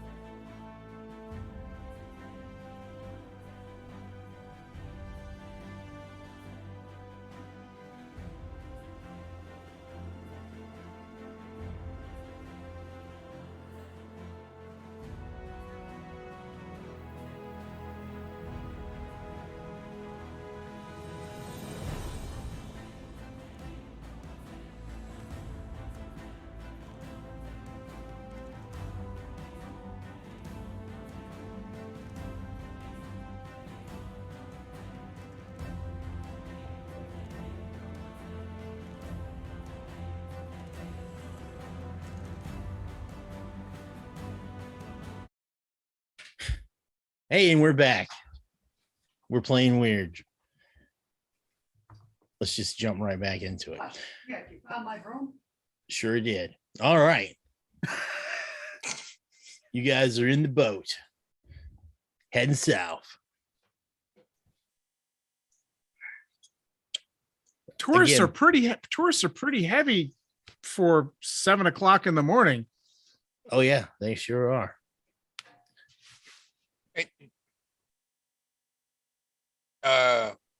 I just realized that I never mind. We're allowed to drink on this boat, aren't we? You're Probably not, but you're not driving, so hey. Hey, there we go. you know, the university wouldn't be happy about it. So, They but- won't find any bottles. all right. So there are some charts in this boat that you could access if you wanted to. You have a radio, flare guns, emergency kits, stuff like that is already on this boat. So, You so how far south do you want to go? Like before you? I park pick up the car? flare gun and I look at him and go, will you teach me how to shoot this thing? Well, that one's kind of easy to shoot as long as you watch. You crack it open, you put the shell in here, you slam it shut. Then all you got to do is pull back the lever, and then with it pointed in a safe direction. Jerry, put that thing away. Put that thing. We don't need to be firing a flare gun on a boat. Haven't you seen Jaws 2? It You might never be a know good what's going to weapon. save your life. If this giant dog is here, maybe we can mark it. Oh, this won't do anything about that. Now, what I got in my case, that's a different story. Hold on a second. Let me open the sucker up. And I look around going, okay, no Ah, sheriff, here no we Coast Guard. Now this will take care of any dog that we see. And somewhere on the island, Glenn's voice echoes throughout the space. Yeah. Okay. Sorry, That's how you get it done. I broke the fourth wall. All right. Jerry, is that a Glock? No, this is a 30-06 bolt action 5-round magazine shooting 7.62 high velocity rounds. I don't know what that means. It means you could put a hole in your head the size of a football in the back. Why do you want to shoot my head? And if your head is not the size of a football, then it's gone. Well, Yes. maybe we should put the gun away for now and let's get to where we need to get going. Well, I Yeah, just wanted to make I sure don't you know if guys the know co- that you're safe. If the Coast Guard would be too happy for that being here. Yeah, probably not. It's but registered in my name, just not in this state. we're hunting bull sharks. All right. All right, you pass the big island to where you believe the other smaller islands are. And David, make an area knowledge roll. And it's going to be your comprehension.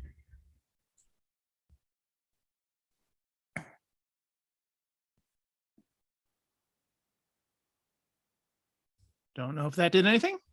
Yes, it did. All right. As you get closer out, you're familiar with these waters, you're familiar with these islands. You may not have been out this way for a while. It's time. But you start to get a feel like you recognize this area or with these smaller islands. All right. And you're pretty sure that there is a colleague of yours who talked about living out in the islands and you just put it together. There's someone that you've ran into. Her name is Alice Newthsom.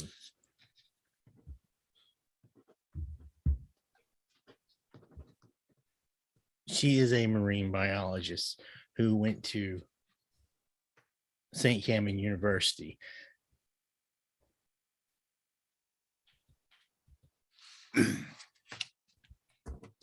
She's in her late 60s, early 70s.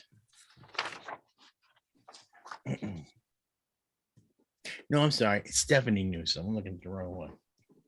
Stephanie. I did this last game too. I got those two mixed up. Stephanie Newsom. And she is a marine biologist.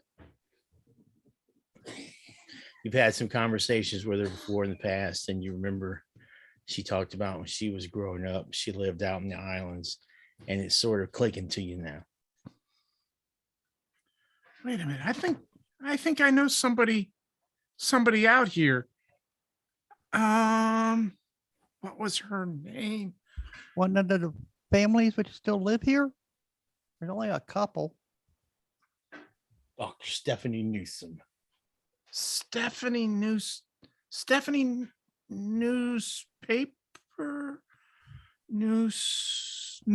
I think it's Newsom. Stephanie Newsom. She was out here.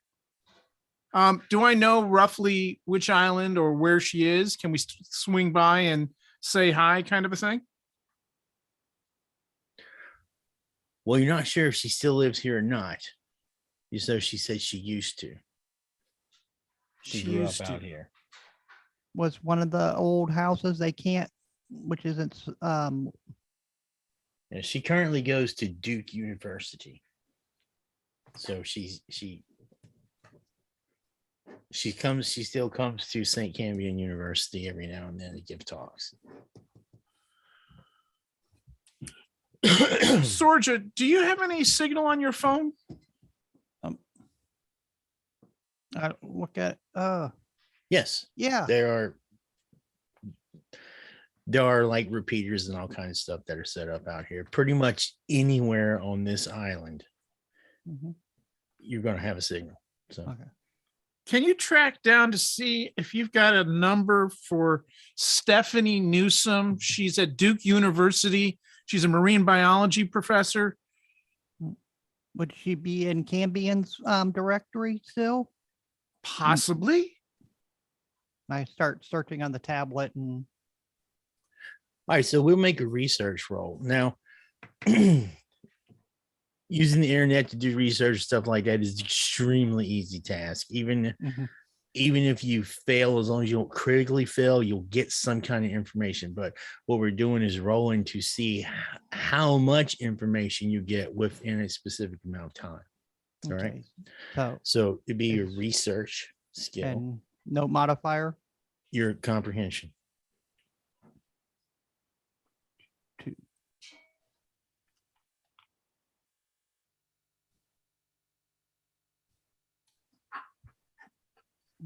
All right. Yes, you find out information on Stephanie. She's still in the alumni list and stuff like that. And you see several places where she's come back to the university to give talks, and she's scheduled even to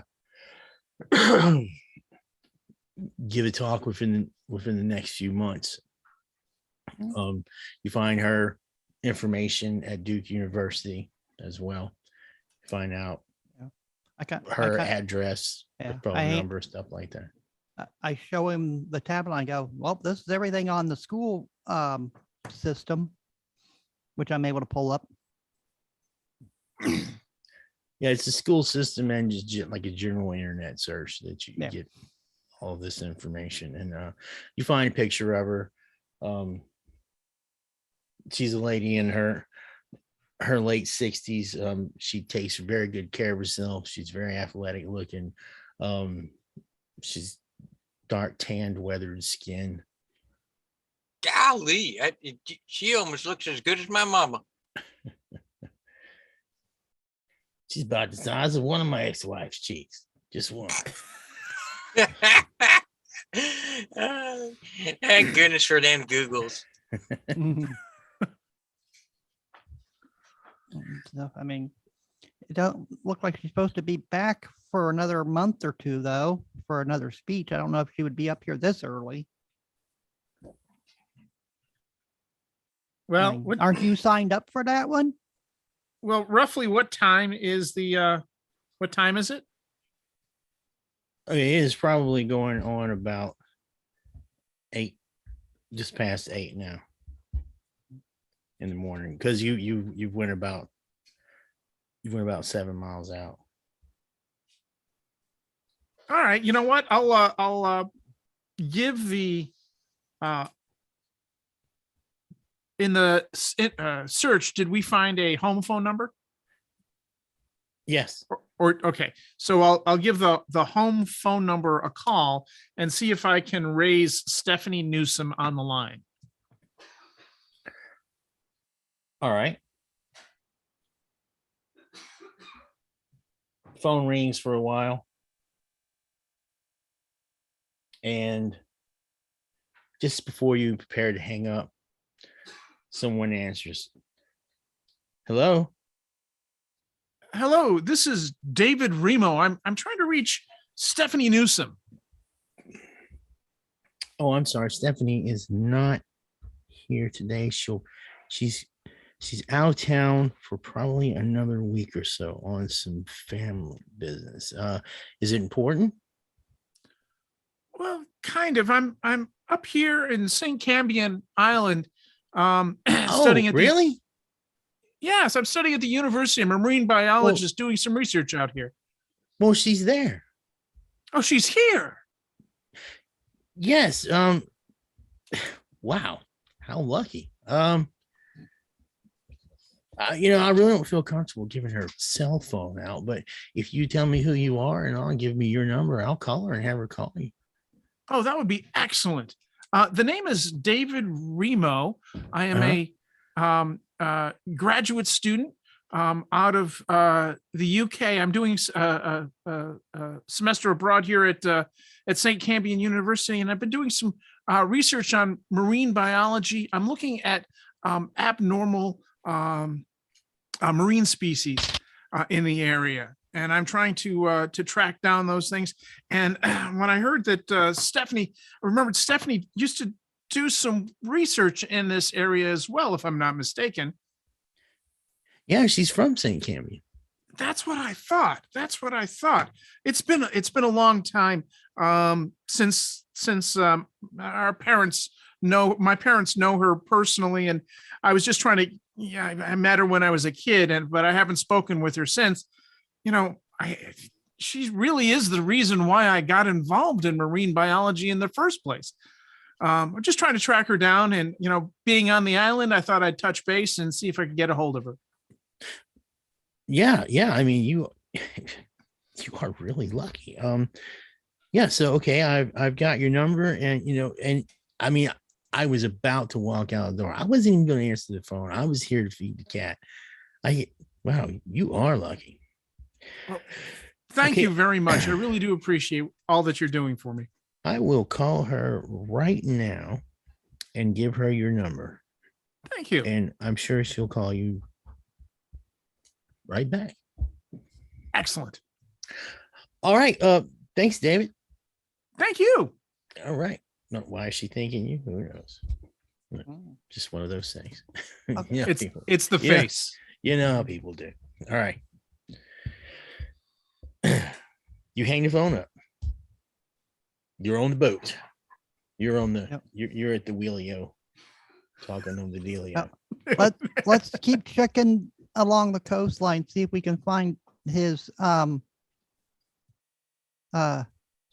searcher thing, the telescope. All right, so between the lighthouse and the big island, and you see where this lighter colored water is, kind of looks like an infinity symbol there. There are some smaller islands there. Okay. I might as well have my range finder out to see if I can find anything out there as well. And then I'm pretty sure Soldier has the birdie thing up in the air. Yeah, I'll once we get closer to the little islands, I'll send up one of my drones and start flying it around and seeing what I can see on them. All right. And it is an absolute beautiful day. It is the perfect temperature. The sky is just this stellar azure, beautiful blue. The clouds just look like cotton, wads of cotton floating in the sky. The seagulls are flying about. You can hear their chitters and chatters.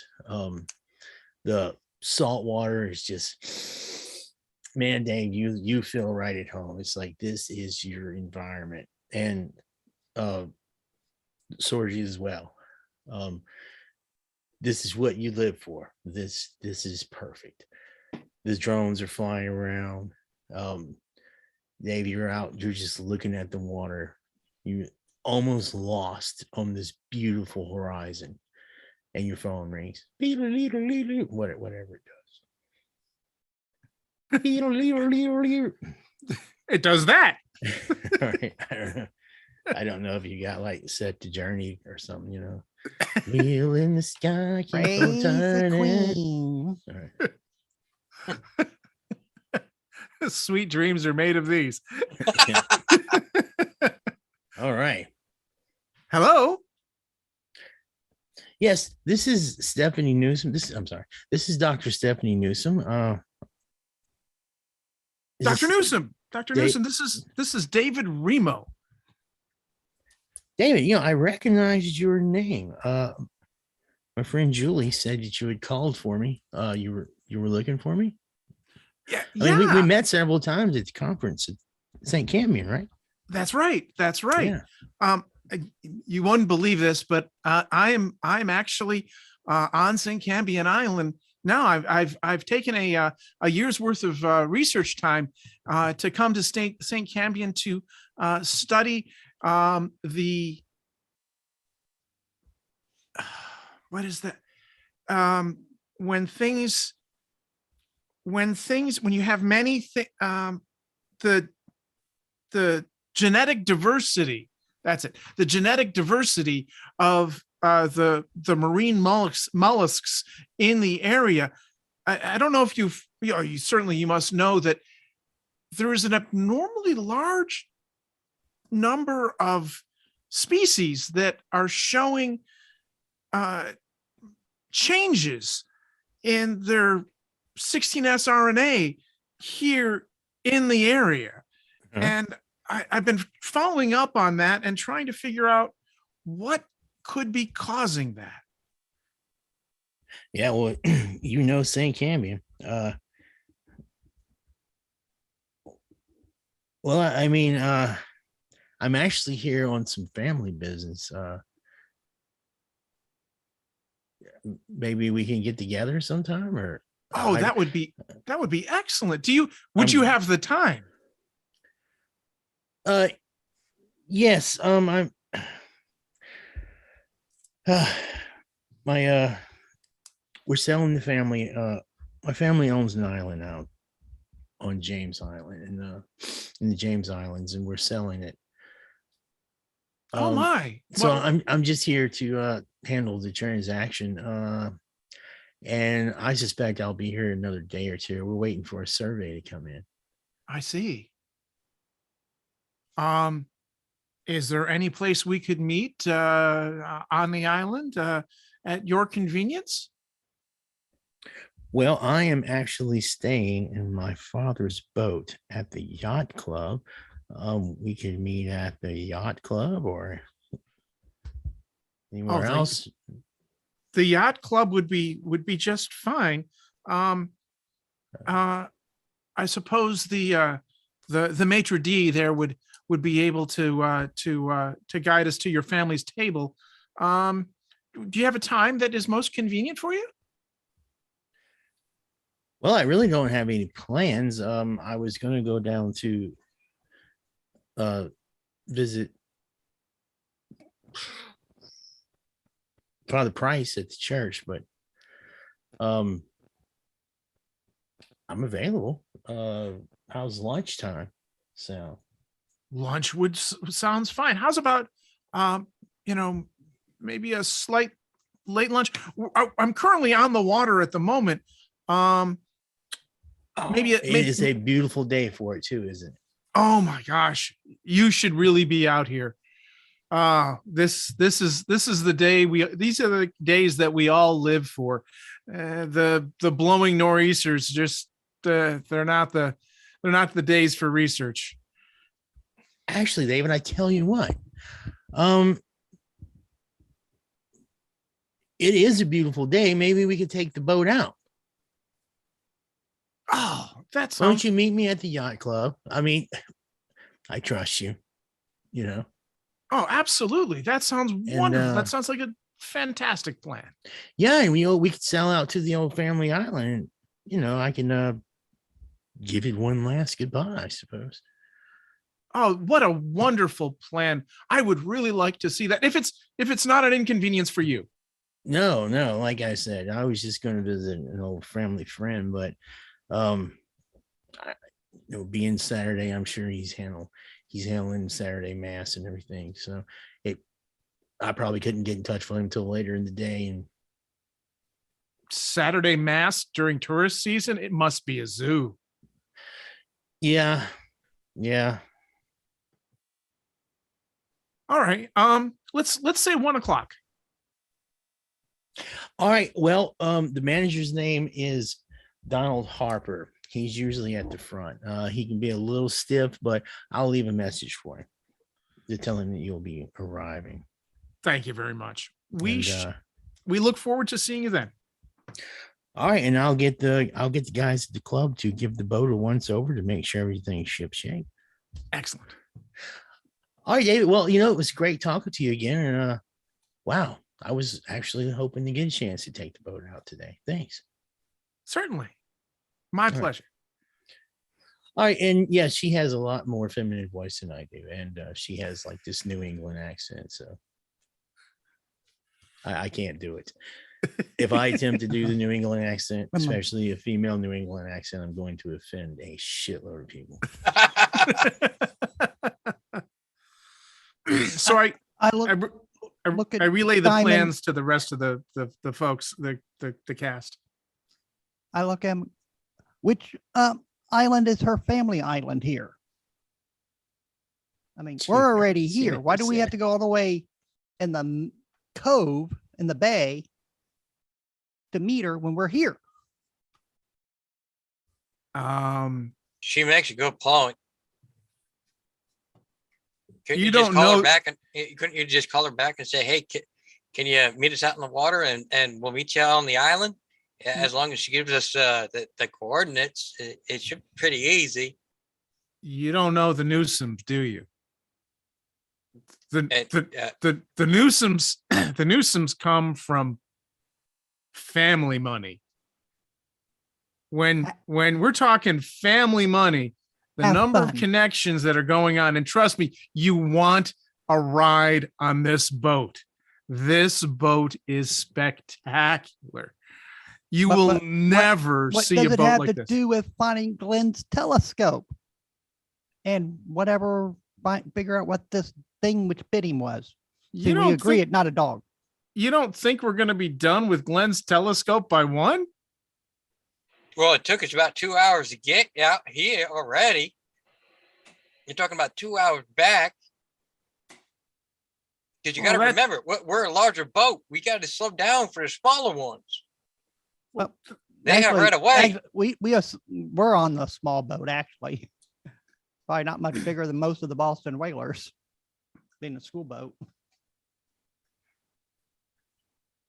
Yeah. But now, yeah, her boat would be real nice if we needed to be out here all night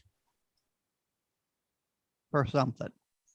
But Especially since the family house is on an island that's in this general vicinity, it would give us an excuse to be out here at night where the sheriff and the coasties are not going to bother us. That's right.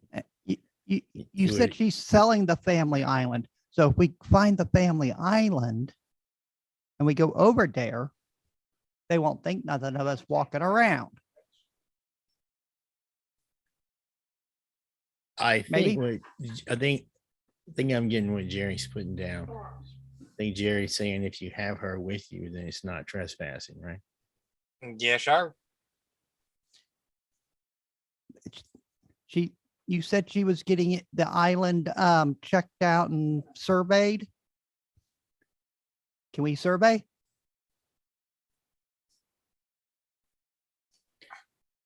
I mean, Just walk around with a pad and start writing stuff down. I mean, we're checking it out. Well, technically, I could survey the land. I can't survey the house. You don't understand. They have people to do the surveying. What are they? What are they? Kind of like the mafia, mafiosos. No. What are you? Hush. What are you talking about? You were saying they came from I family. Vulgar right? language. Yeah, I don't deal with the ones with their nose stuck 5 miles in the air at the school normally. You gotta understand. those I stick with all the uppity computer nerds. well, David, you know from personal experience that she is far from a person that rubs her wealth in people's faces or walks with her nose stuck up. She is actually probably one of the nicest, warmest, kindest people you have ever encountered. Like not a single, I mean, we're not a single word of profanity, yeah.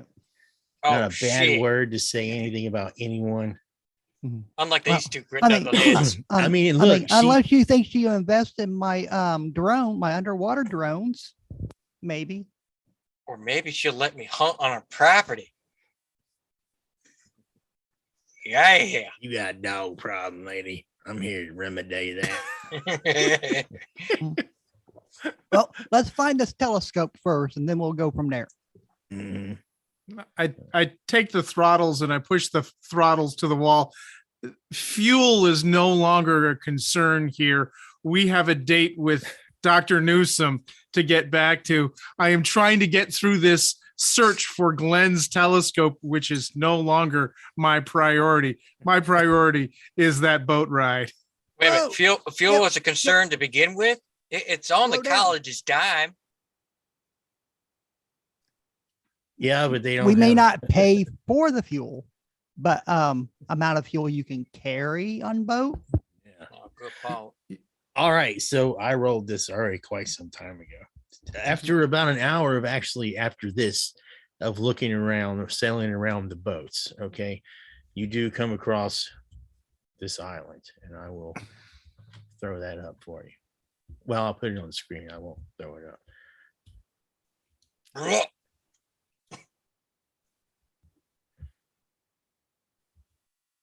Is that noise too loud? I can turn it down. Just a little bit.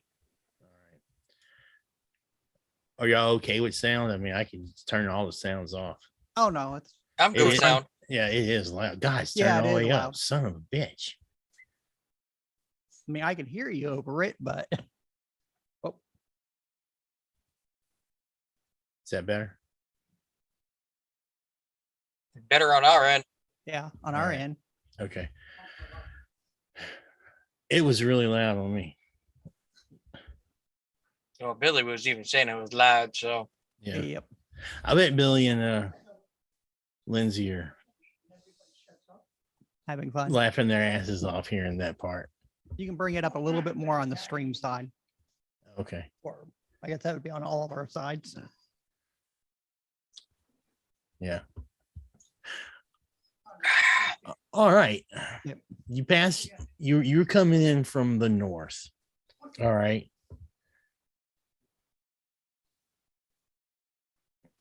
Oh, All right. good. You're coming in from the north, and this is the north up in this direction. Mhm. Yes, I have the fog of war on, in case you're wondering. I just haven't. Yeah. Not that there's going to be a war. I'm just saying. As we, I guess, the little T-shaped thing part right there is the dock. That is a pier. Yes, indeed. Okay. let me skip to part 2 of the module. Uh-huh. Beep. As we get there, I want to fly the drone in and a little ways and try to get a view of things. Yeah, it's awesome. I actually want to give all you guys right now a bonus favorite point because I think y'all have done an excellent job. And Yay, get the my favorite drone one being back. a great idea, you've all had great ideas so far. And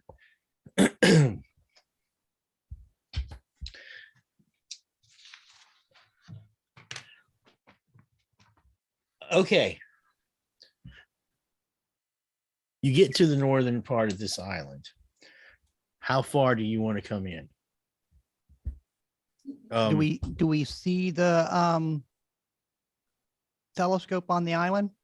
Well, well, you gotta remember where he said he put it. Glenn said it was on the southern side of the island, and we're coming from the northern, so we got to kind of circle around a little bit. Okay.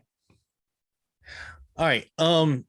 David, I'm gonna remember you guys' names, I promise. David, make a comprehension action check, but add your boating skill to it. Comprehension.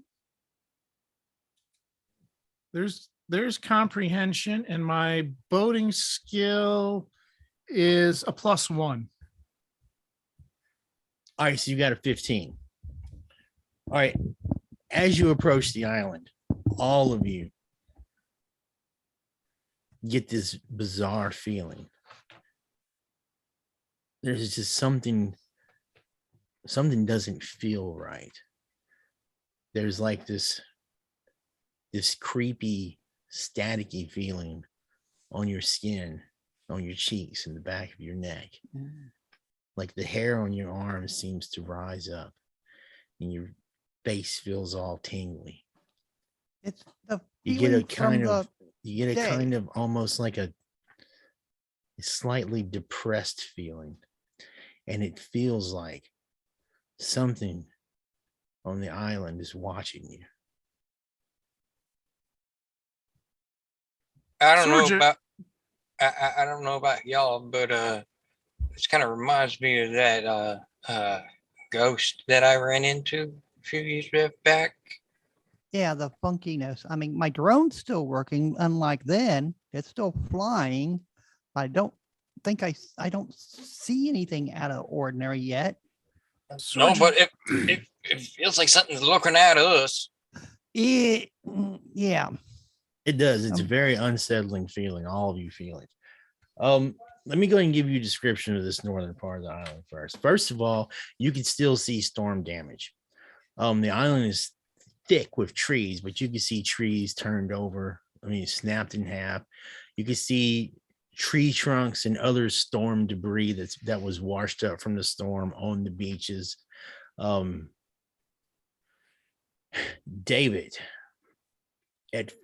you look at it with some scrutiny, and you know there could be some hidden dangers under that water as far as debris goes.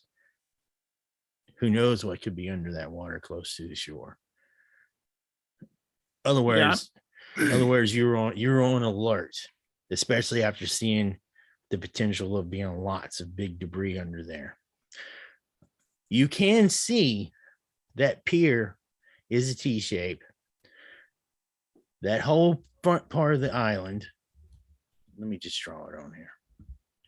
From like here to here. That is sheer rocky cliff that goes up a good 10 feet or so. The pier comes off of it. There is a ladder and a place where smaller boats can tie off. Through those thick trees, at the very, very top of the tree line, you can make out what does appear to be a shingled house, a shingled roof. And that is the description.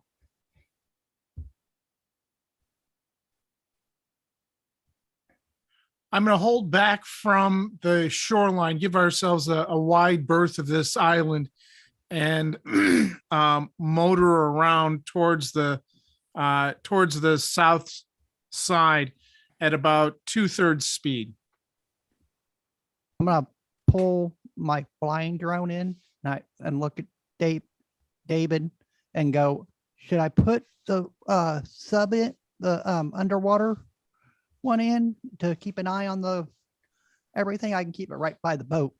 Oh, and also, I don't want to dismiss what you had said about the flying drone. I was just trying to get the description out. Oh, no So problem. if you still want to use the flying drone, you can go I ahead can- and do that. I use it's the same controller for both, so I can only use Yeah. one.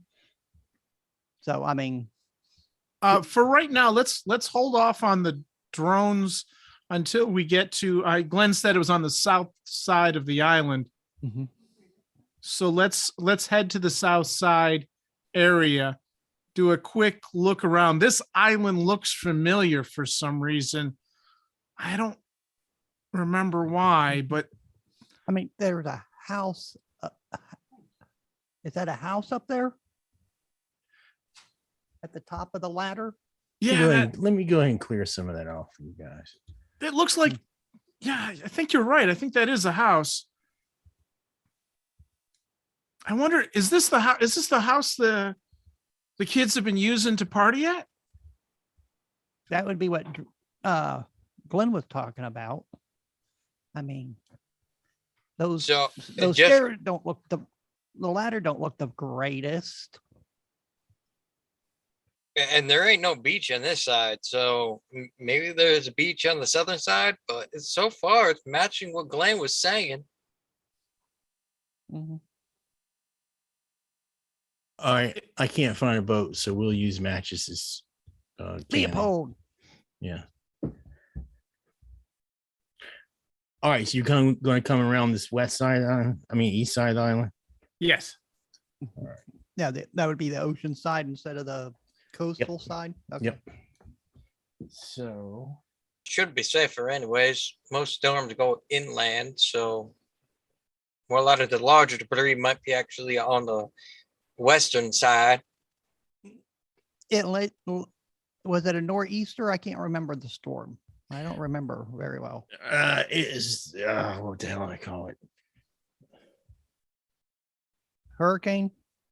Isn't in the player's information document? Like, did I not put it in there in the beginning? No, I was writing it in there, but I took it out. Oh. It's a fictional named storm. It was like a Okay. hurricane. I think I named it Hurricane David actually. Oh, okay. I was gonna say either a hurricane or a northeastern, because the northeastern kind of loops around, does the hurricane thing without being a hurricane. Yeah. It could very well could have been a nor'easter. Whatever the storms in the perfect storm were. Hurricanes. Yeah. Yep. All right. Yeah, so it would have blown more than likely from like the southwest to the northeast direction. Kitty corner Chip- across. Jerry and Serge, I want you to keep a close eye on the shore. I'm going to keep my eyes on the water here. This is some pretty tricky navigation. There's a lot of crap in the water. Yeah, I mean, you can see on that shore, you can see old fishing nets along with downed trees, and you can see maybe some ribs of some old wooden boats and crap like that, and just a lot of crap that washed up over just during the storm and washed off the island during the storm. I want to bring the drone back out here. Might get some good stuff. All right, yes. Before we go on too far, let's do your flying drone if you like. Okay. If he let Jerry Yeah, I'm do just going to go ahead and give it to visually, you because and I'll fly it along in the coast a little bit. yeah, I'm just going to go ahead and give it to you, and I do want to again see. I was actually an idea with the drones.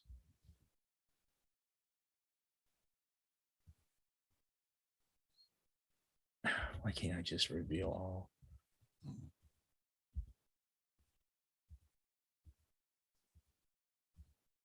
There you go.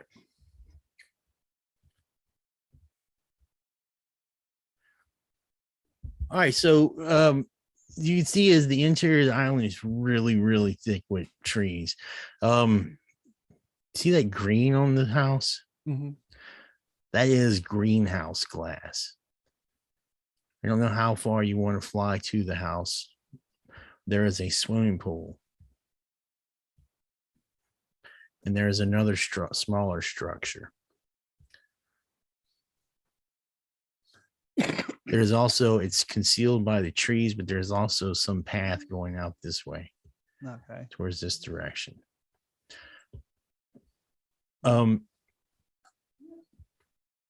Once you guys get around, well, first of all, let me let David make a coordination action check and can use the boating skill. So you can just roll the boating skill and add your coordination to it if you want, either way.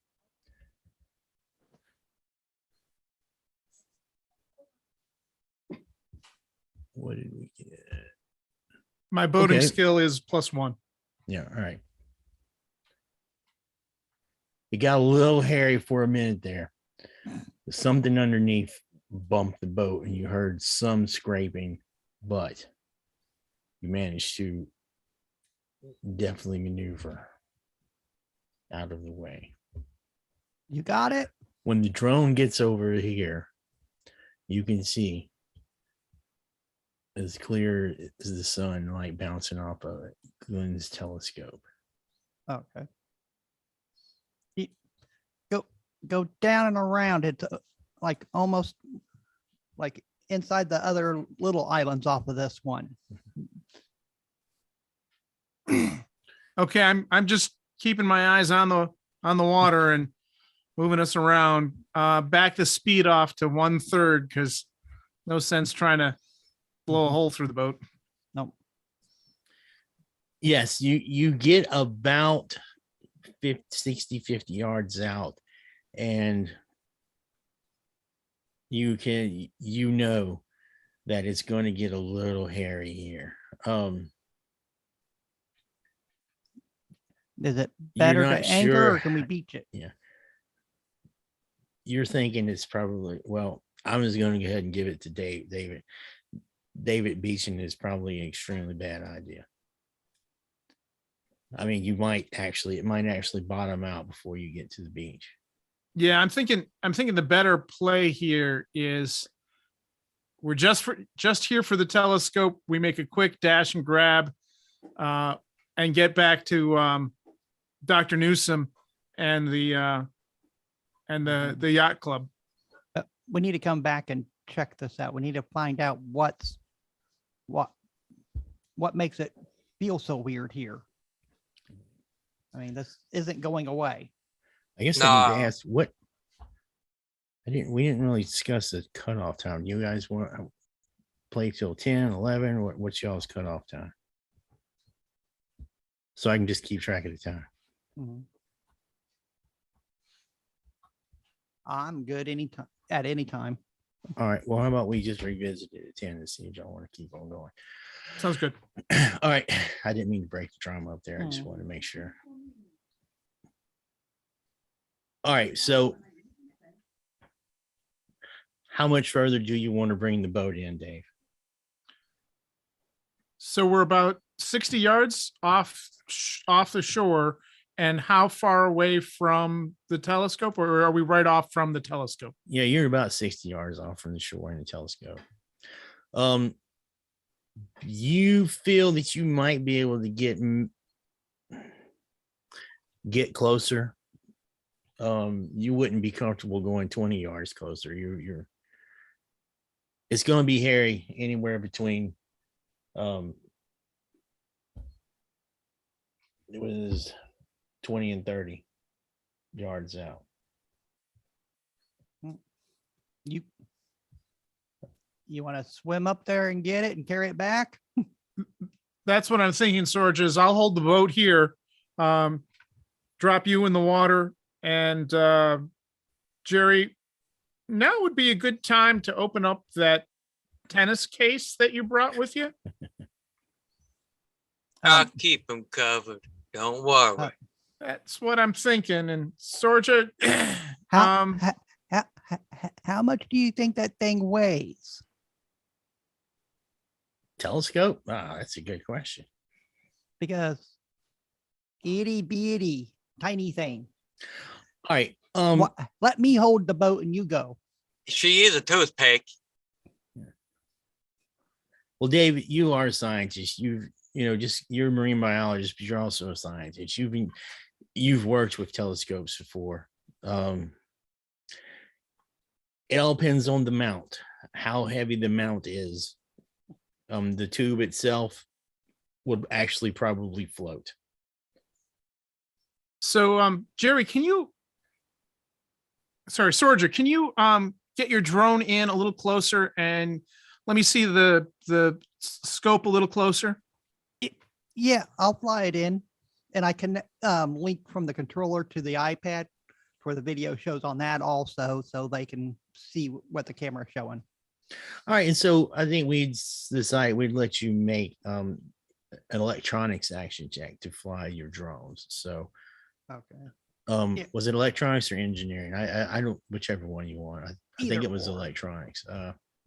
So Well, it's going to go ahead. In engineering, I got as the drones, so Okay, that's fine. You can use the engineering. So this is going to be a coordination thing, hand-eye coordination. All right.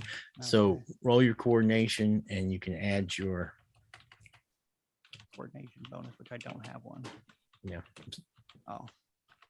Now, the question is, I'll roll that part of it.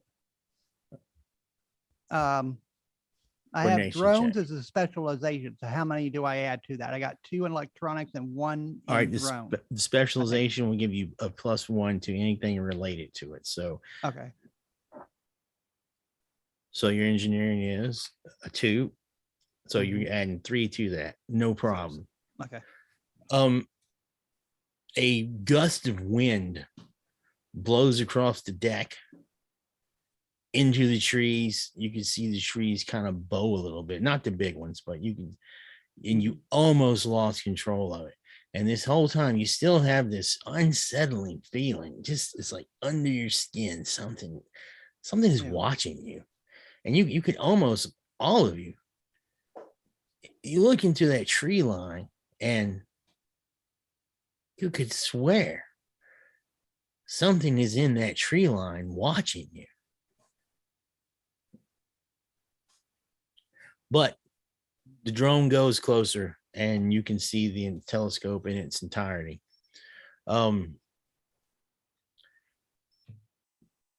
Dave, you don't think it'll be that much trouble to swim with? Probably maybe just attach a rope to the base of it. So actually what I was thinking was, is there a waterproof bag, one of the waterproof bags for holding either lines or sails or A dive bag, maybe? the I got a Willie equipment? Peter bag. Marine Corps issue. That would work. Yeah, something like that. And then grab, there's probably, let's see, that we're 3 on the boat now. There's probably an extra 50 or so life preservers on the boat. If we slap a couple of life preservers on the thing to help with some buoyancy, slap the telescope tube in a bag, waterproof bag, it'll float. And then the mount with a couple of life preservers on it, it'll also float. All right. So you want me to hold the boat or you want to go? Either way, doesn't matter.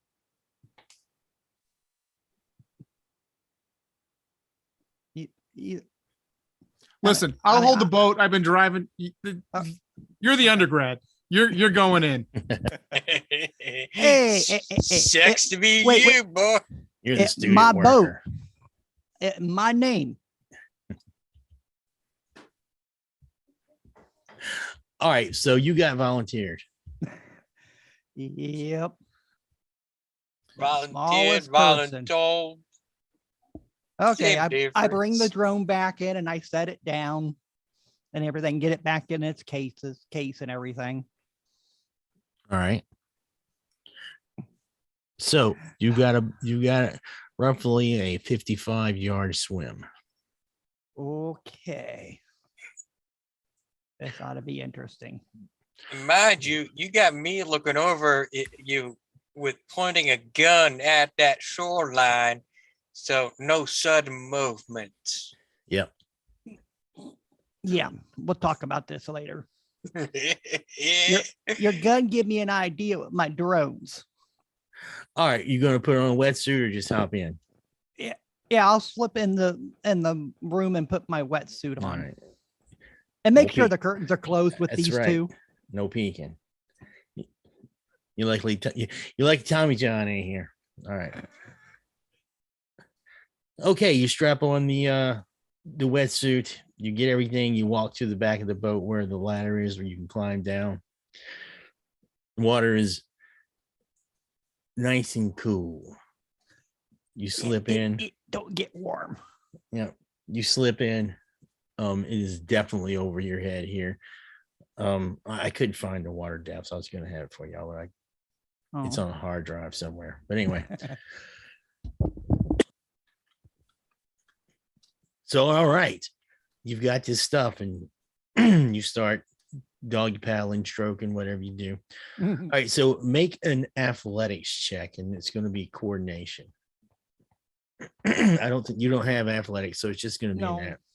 it's just going to be a coordination roll.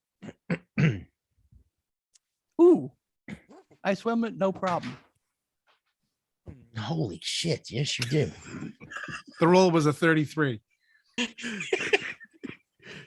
Thank you, exploding dice. Yes, plus it was 2 10s. Mhm. Wait a minute, One of 10. you- That's my yes. weird number. Yes. David, this electrical feeling sort of goes over you. It gets a little bit more intense, and you get a point of weird saturation. Whoa. And for the next 30 minutes, anything supernatural you do has a +1 bonus to it. And that's also including defending against supernatural. All right. Well, David, you are impressed. She has hit this water and she is like a dolphin, like she was born in this water. She cuts it in no time, even carrying this stuff, not even slowing down. So as you make it to the shore, you can feel it. You feel that wet, cakey sand between your toes.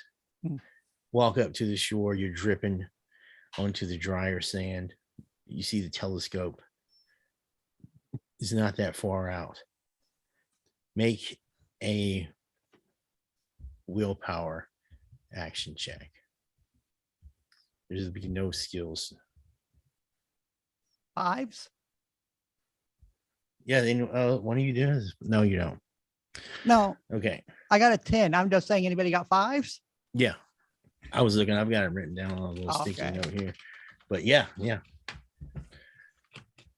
Okay.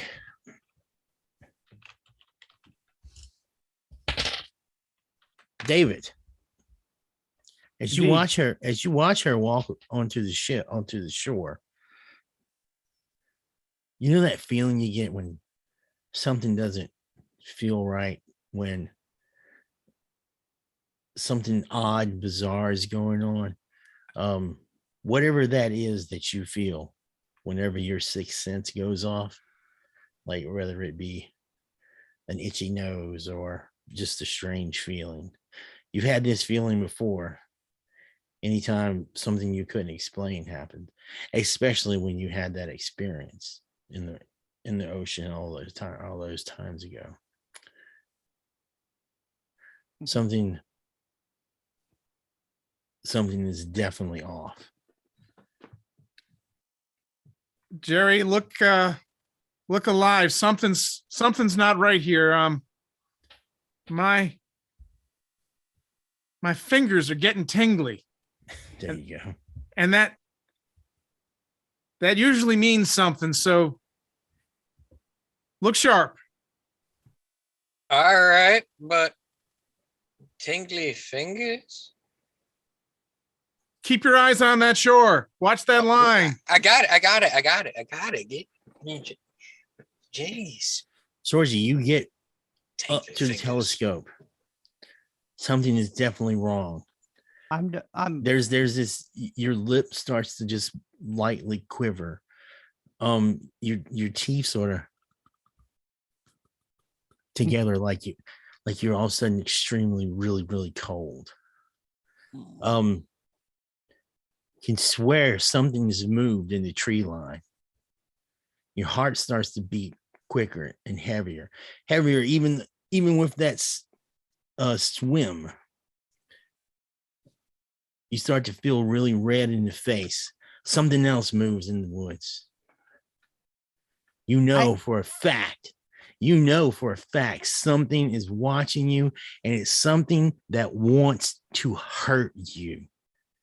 Something in those woods hates you with a burning passion, and it wants to kill you right now. I turn and I say, I'm like, screw this. I'm turning around and I'm running back towards the boat. Awesome. Yeah, you turn around. Jerry, you're looking through the scope. This look of just sheer horror is on Sorgie's face. She hits the water. She starts thrashing at that water, not with the skill she had. Make another athletics check. It's just going to be coordination. 14. I gotta move this window out of the way so I can see. All right. You managed to keep it together to coordinate yourself. You can hear as she's getting closer to the boat, she is making these sounds of, she's breathing heavy. Water is splashing. She's more clawing at it than actually trying to tread it correctly. And she grabs the ladder, pulls herself up. Something wants to kill me there. There was something in the woods.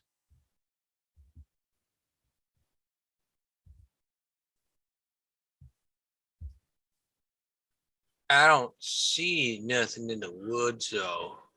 No, Jerry, you can make a vision-based perception action check if you like. Like if you have, I know you don't have it, but if you had an advantage of exceptional sight, stuff like that. But so it's just going to be a perception action check.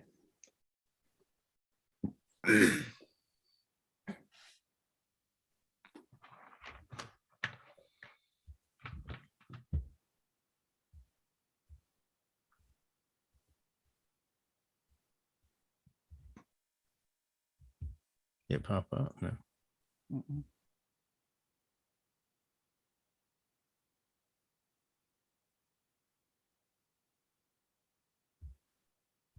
Is it not working?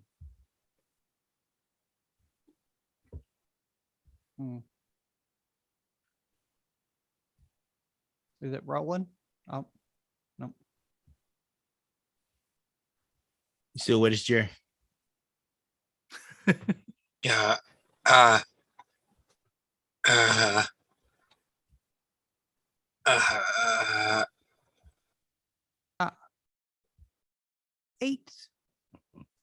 17. Double eights.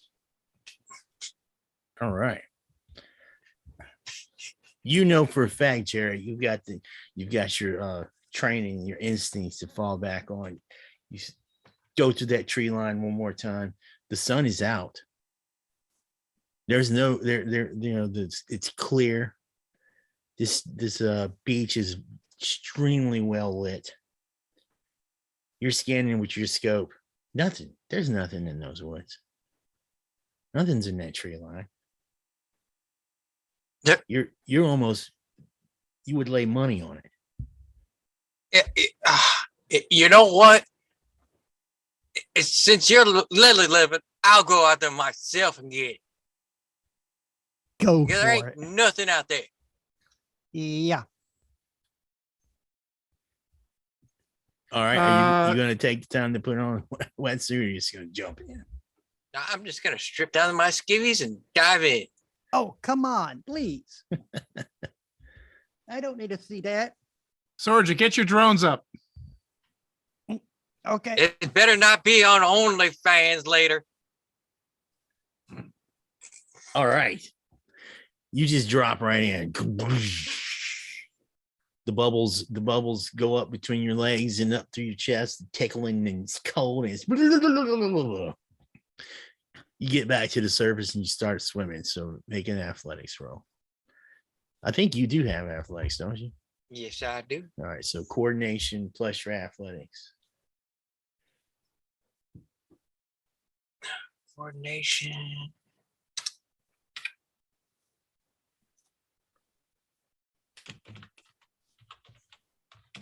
All right, not a problem. Not as good as me.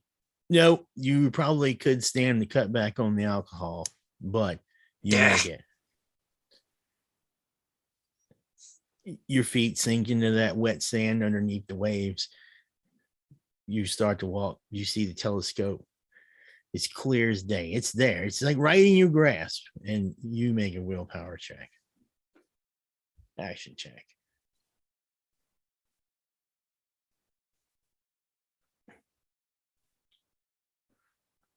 All right.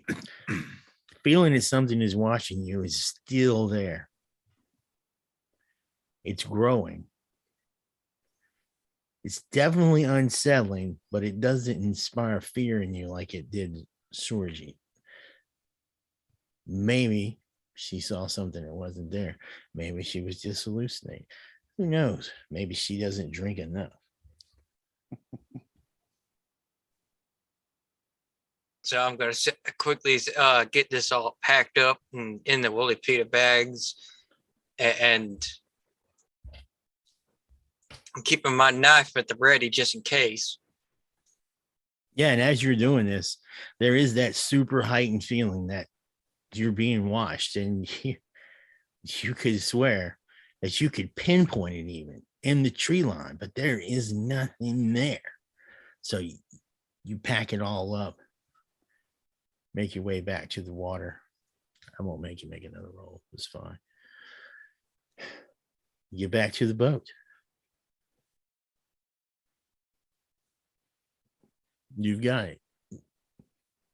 Let's As soon as Jerry Yeah. gets back to the boat, I'm going to tell Sorja to get her drones back, and we're going to get the hell out of here. Yeah.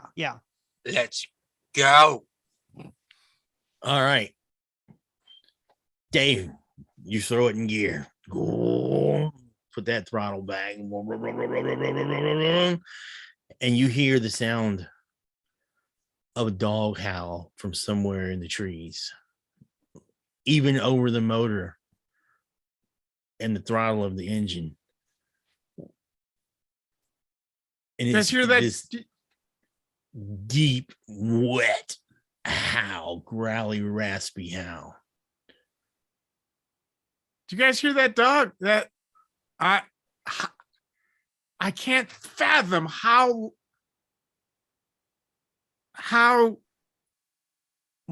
what is it when the sound is really, oh gosh, what is that word? Ominous. When you push the volume to 11, it's Loud? loud. That's it. Yes. That I can't think of how loud that dog must have been. How big it had to be to make that? Well, y'all didn't hear anything. No. You don't know what the hell he's talking about. All you know is he threw the throttle back, the engine went, whoa, and then obviously he's talking about some dog howling. Rambling about dog barking. Hey, pay attention to the boat or I'll drive. Don't crash us. And I'm standing there ready to grab the controls. I didn't drink enough yet for this bullshit. All right. Not a problem. You guys get back. You get back to the dock. It is probably around noonish 30. I said it only took you like an hour once you start looking to see the telescope, and especially with the help of the drone, you really didn't have to slow down and comb the area. So we're gonna actually head straight for the marina. It's in the bay area. The boat goes back to the southern docks. We Oh, got to go to the dock. yeah. Then you got to drive across town to get to her. So we may be late. We got the boat for the day. We're taking the. I'm taking the whatever they're talking about. That's fine. I'm driving. Sure, yeah, you sure you can find a place to park this boat on the harbor Okay. side? Exactly. I'm taking this boat to the I'll- to the I'll return marina. it. I'll return it when you go see your person. When we go see her, this is Dr. You don't understand. This is Dr. Newthsom we're talking about here. Does she deal with robotics and drones and electronics? Have you had the sea bass at the Oak Haven Yacht Club? Nope. It's tuna free. It's tuna free. And I highly doubt they're gonna have my Bud Light. Oh, they have Bud Light, yeah, but they- why would you Yeah, drink that? Bud Light It's is cheap and it gets me drunk.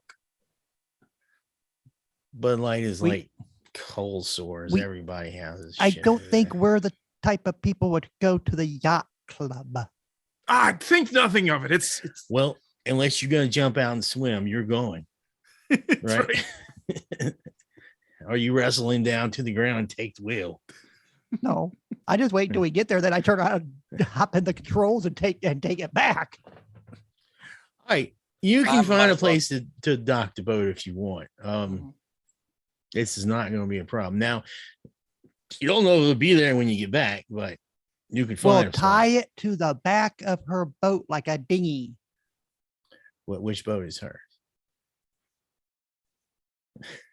so once we get to the marina, right, Mm. and tie off, I'm gonna head in and track down Donald Harper, the manager, Uh-huh. and explain to him, Mr. Harper, I'm here. My name. Well, hell, let's take this one step at a time. You docked a boat, no problem tying it up. You know, all of you know, you can see this. People are watching you. All right. You tied up to one of the smaller piers, like right at the club. Okay. Someone is approaching the boat. You know someone's about to give you some grief, right? But you can continue. You get out of the boat, do what you want to do. Is that what you're gonna do? Absolutely. Okay. And the guy comes up to you. He's a younger, much younger kid, probably 19 years old. He's got this yacht club shirt on. He's got his boat shoes and his those little shorts they wear. And Yep. hair is perfectly sculpted. Like, man, you could ricochet shit off of it if you wanted to. Quick, somebody give me a quarter so I can throw it at his head. Excuse me. Can I help you? Or are you? He looks down at the other two, unless you're getting out of the boat. No, we got this. Don't worry about it. Well, you just can't. Official can't- university business. You just can't park it here. This Shut is for up, club son, and members only. go away. But you don't understand. You're going to get me in trouble. Boy, I said shut up and walk away. You want to intimidate him? You can make a roll. That's fine. And we'll give you your bonus for your unattractive disadvantage to your intimidation. Oh, so that'd be +1 on that. Yeah. So It it's was a 14. so it was 15 total. influence. It was influence you rolled. I just clicked on manipulation. Oh, okay. So you'll need to add your influence to that. influence. You may not Yeah, have that's still one. 0. So Okay. I'll only get the unattractive. All right. You have scared the shit out of this kid. He stops and you hit him with this commanding voice. Like you're giving him a direct order, which you are. But there seems to be the threat of an ass whipping behind that direct order if it's not achieved. Look, all right, but just don't be long, please. Just tell them it's official university business. They'll He's already understand. going away. Do we need to? Do I need to scare the living shit out of the boy anymore? No, he just tells you, look, you can just stay, just don't be long, and he's backing off. You were the first group to intimidate the yacht club. You've made achievements.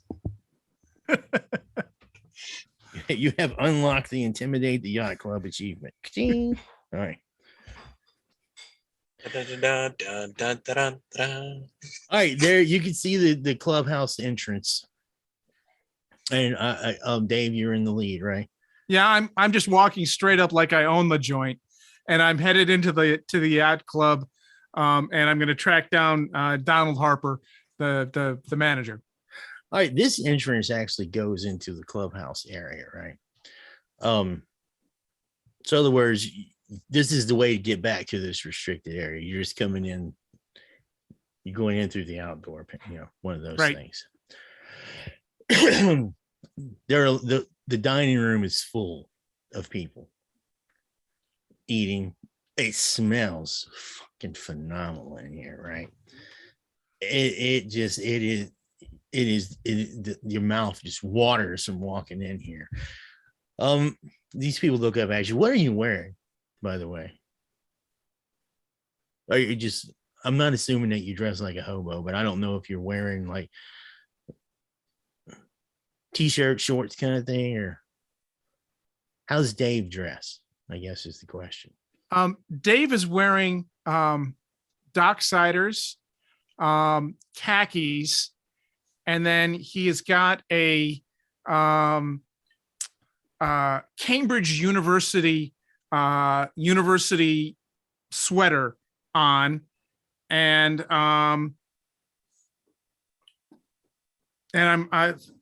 I've got a beret that's on my head, kind of cocked a little bit, Mhm. and it's got a yacht club symbol on the beret. All right. I was gonna say, so you look like you could belong here until you described the hat, but all right, and the rest of you walk in. Well, Jerry looks like he just went for a swim in the ocean. I'm sure you're dry by now, but you may still have to. I still got the wetsuit on. I might have put up my Carhartt pants back on. I'm thinking nothing about those two. I'm Man. just walking through the dining room to the front area again, hunting for Donald Harper. All right. The greeter of the clubhouse, as you guys, because when the other two walk in, it does look kind of suspicious. I don't know. I'm not going to say. I'm going to assume Jerry doesn't look like he belongs in the yacht club. That's all I'm going to say. Am I wrong? Okay. The hunting club, but not the Sorgia, I'm not so sure. No. All right. I'm walking in a wetsuit. Awesome. Fucking Still, awesome. I still got the wetsuit on. So All right. Okay, so the greeter, she comes up to you. And, I'm sorry, are you members?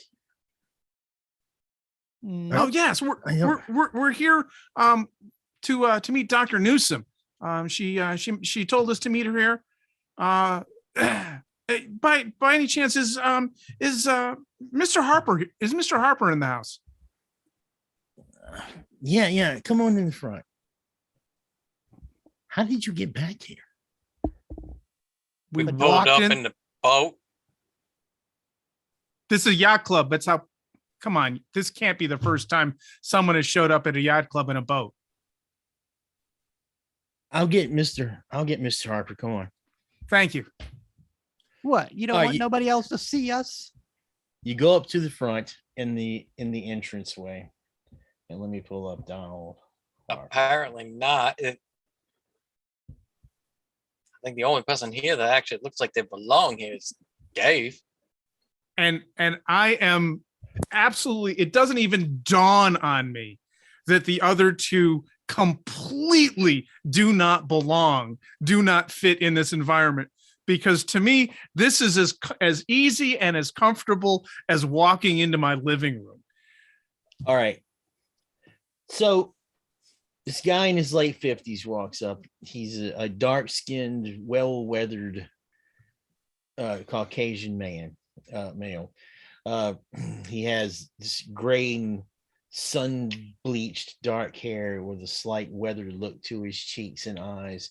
He's wearing this expensive business casual designer clothes that are cut for summer. And he's got, this watch. This is like top of the line Rolex. It's just like, bang. This says, I'm rich, bitch.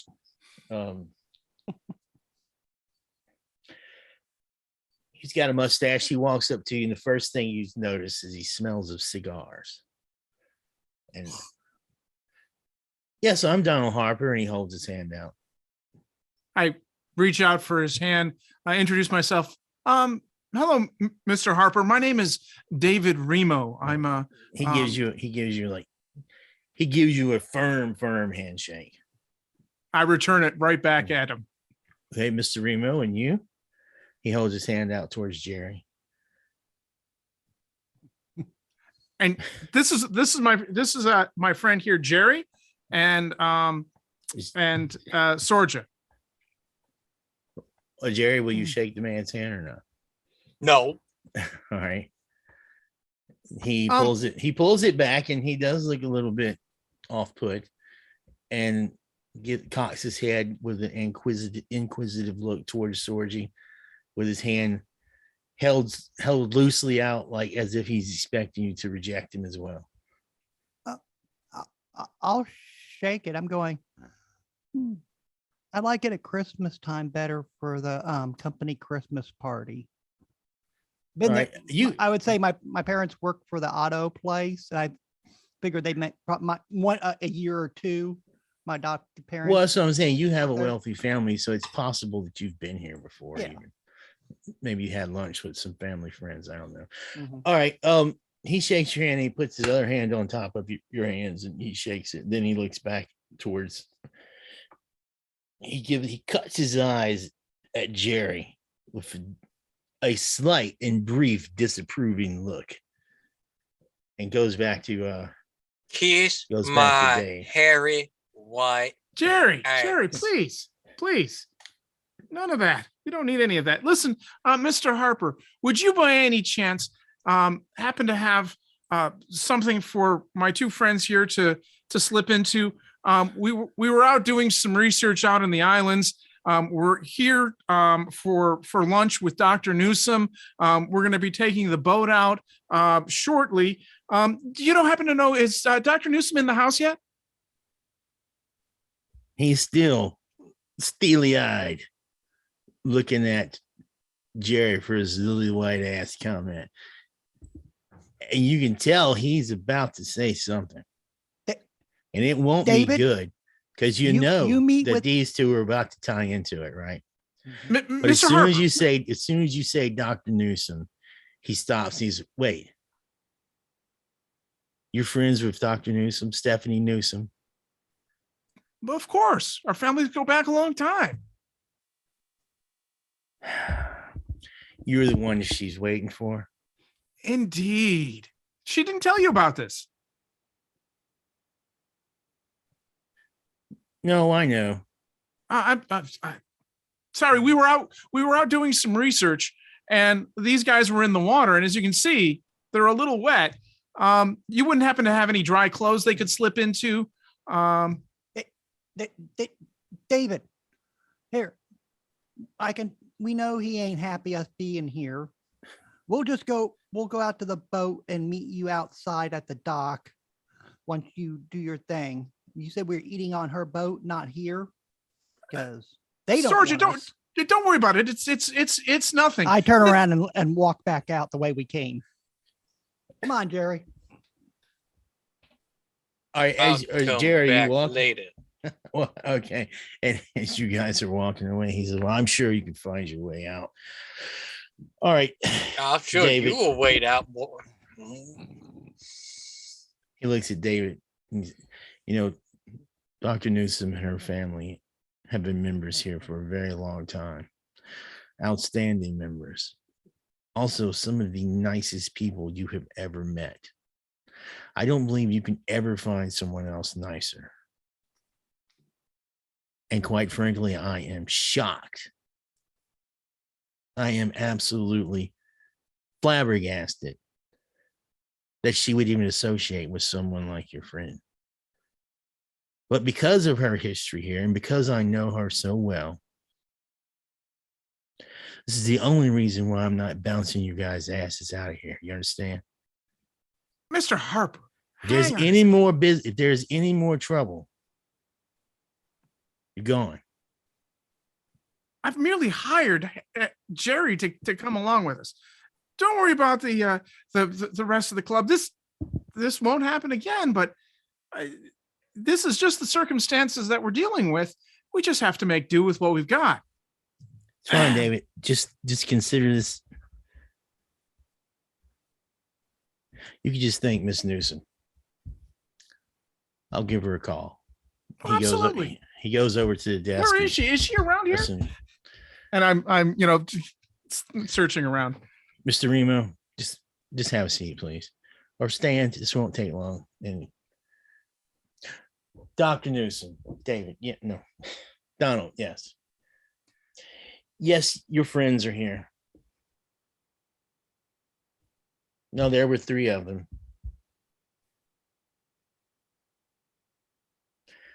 I don't know. Apparently an employee that he hired.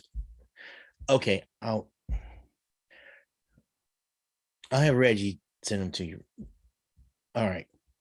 Okay. Go to the back. There'll be a blonde head kid, kind of dorky. I'll call him over the radio and let him know. He'll lead you out to Stephanie's boat. Miss Newthsom, Dr. Newthom's boat. Excellent. You guys are already outside, the 2 of you.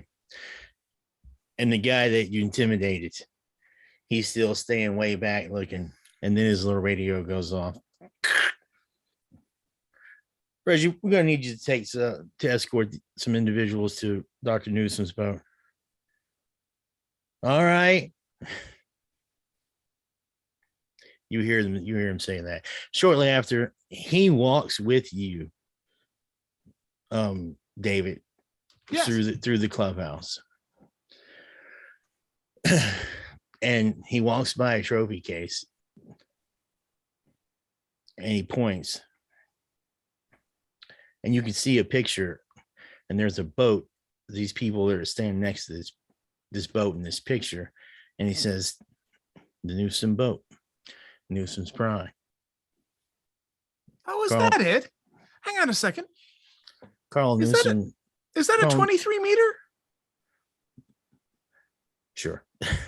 He gives off. Blah, blah, blah. It is a 1960s racing yacht. All right. And he's pointing out that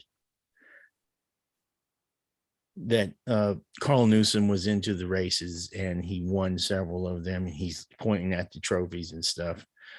But he doesn't stop and take a tremendous amount of time. He just points it out to you. And you continue. Yeah. Was this boat in the America's Cup? Well, I'm not sure. A Shamrock? Pretty sure. What years were they racing? 60. It's in the 60s, yes. Okay, so I start rattling off a list of names of, let's see, the three boats that won in the 60s, to see if any one of those ring his bell. Not far. If you're from giving where him, this if would you're giving be. him actual factual information, then he'll Yeah. he'll give it to you. Okay. Area thing, not far from where that would be two actual America's Cup boats, Shamrock and Endeavor, All right. down in Newport, Rhode Island, where they would be stationed normally. All right. So you get back outside. Reggie's out there. He says, Reggie, take these gentlemen, please. And when he says gentlemen, he cuts a quick glance at Jerry and doesn't even wait for Jerry to respond, shuts the door. All Well, right. I know the kind of impression I made on him. All right, guys, it's this way. Oh, it's your game, boy. All right, you walk all the way down. There's a bunch of boats.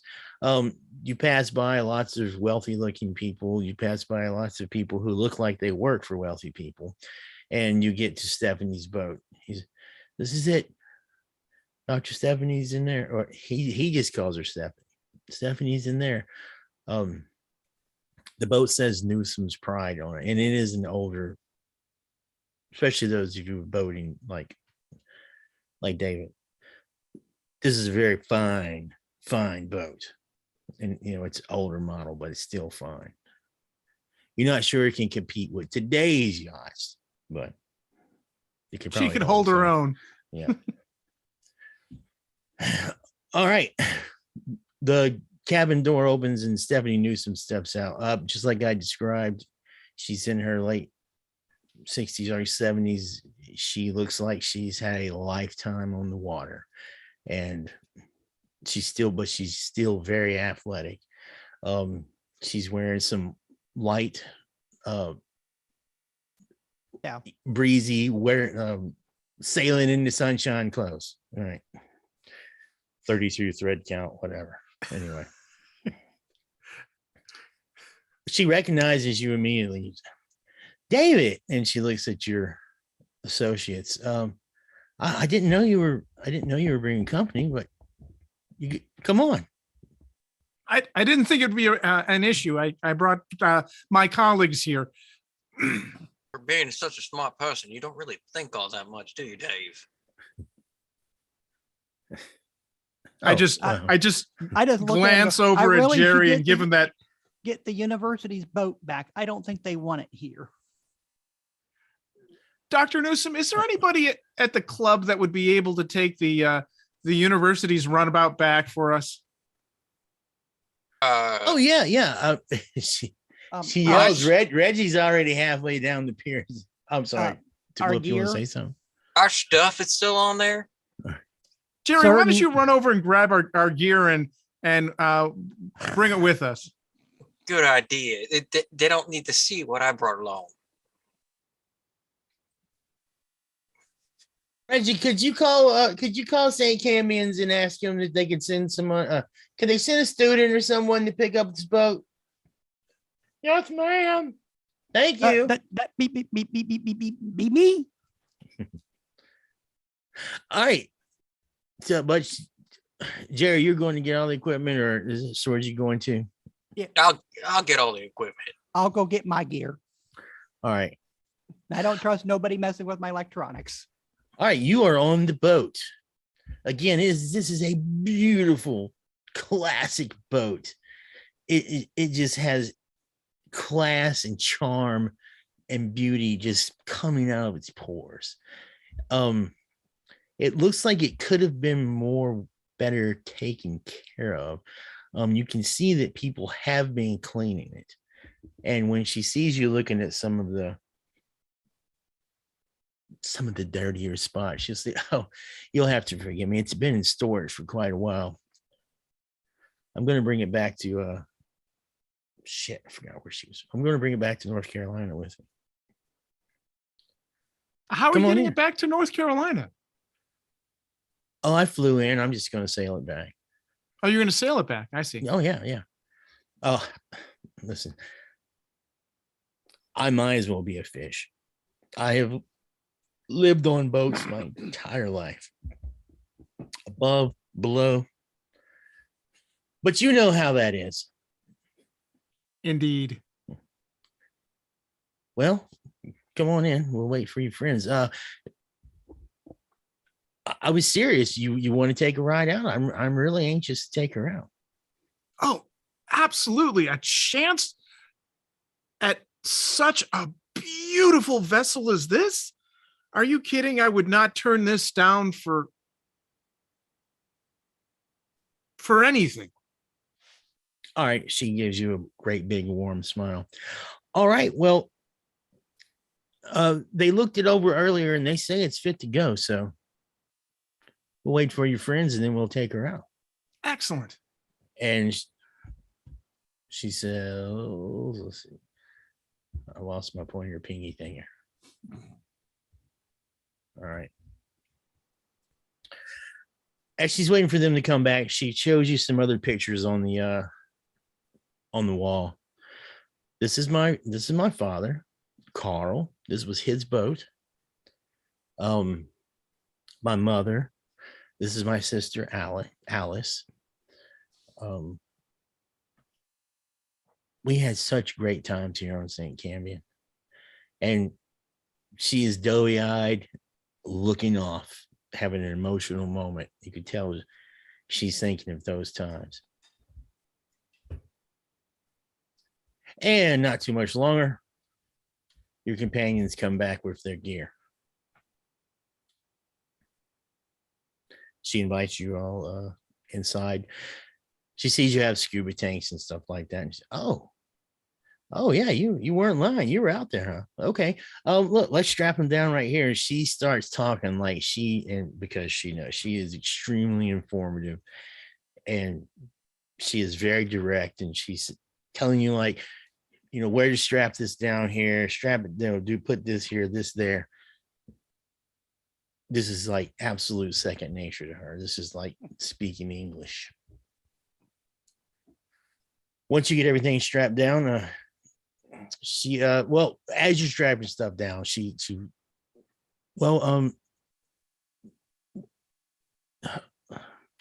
Sorgy, Jerry, what do y'all do?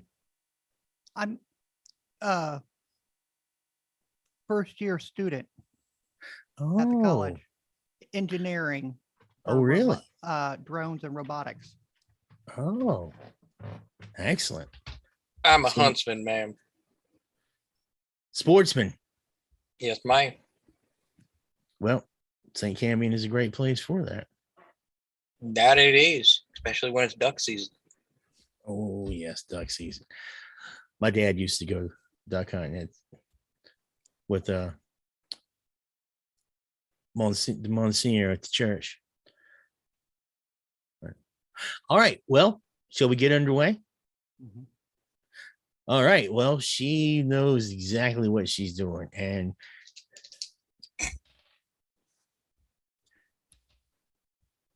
she, Dave, would you mind doing this? Like, turn that, pull this. Let's get that here. Let's go here. And as if by second nature, I am already on the line that she was guiding me to, and like half a second behind her commands. All right. She's impressed. The other two you can see is he's doing these things. She has this look of approval for Dave. I join in. because I All do right. I've got a 2 in boating also. I Excellent. found myself a nice recliner and just taking a nap. It may take me a little bit more work to pull the ropes, but Jerry, I don't mean to be presumptuous, but if you drink, there's beer in the cooler. You have my attention, ma'am. Oh yeah. Yeah, it's there. Thank you kindly. It is all beer. I don't know if you would drink, except she's got some Michelob Ultra in there, but the rest of it is like Stella Artois and stuff like that. Which I'll Well- drink Stella Artois, so don't. I'll drink. Beggars that can't be choosers. Or She you're just also- gonna pull the bottle of the shine out. There's also Yeah. like a fully stocked bar there, but this stuff hasn't been touched in forever. There's still some dust on some of the glasses and stuff. If I wanted hot liquor, I'd go to my first aid kit. All right. The sale is underway. It was about noon, so about an hour. So let's call it like 2:00 in the afternoon. How's that sound? Sound good? Sounds reasonable. All right. You take off from the bay. On the bay side, you can hear it. That damn Cannonball Cove. You hear the roller coasters, the screaming, and you're just in time for the mock naval battle as the cannons go off.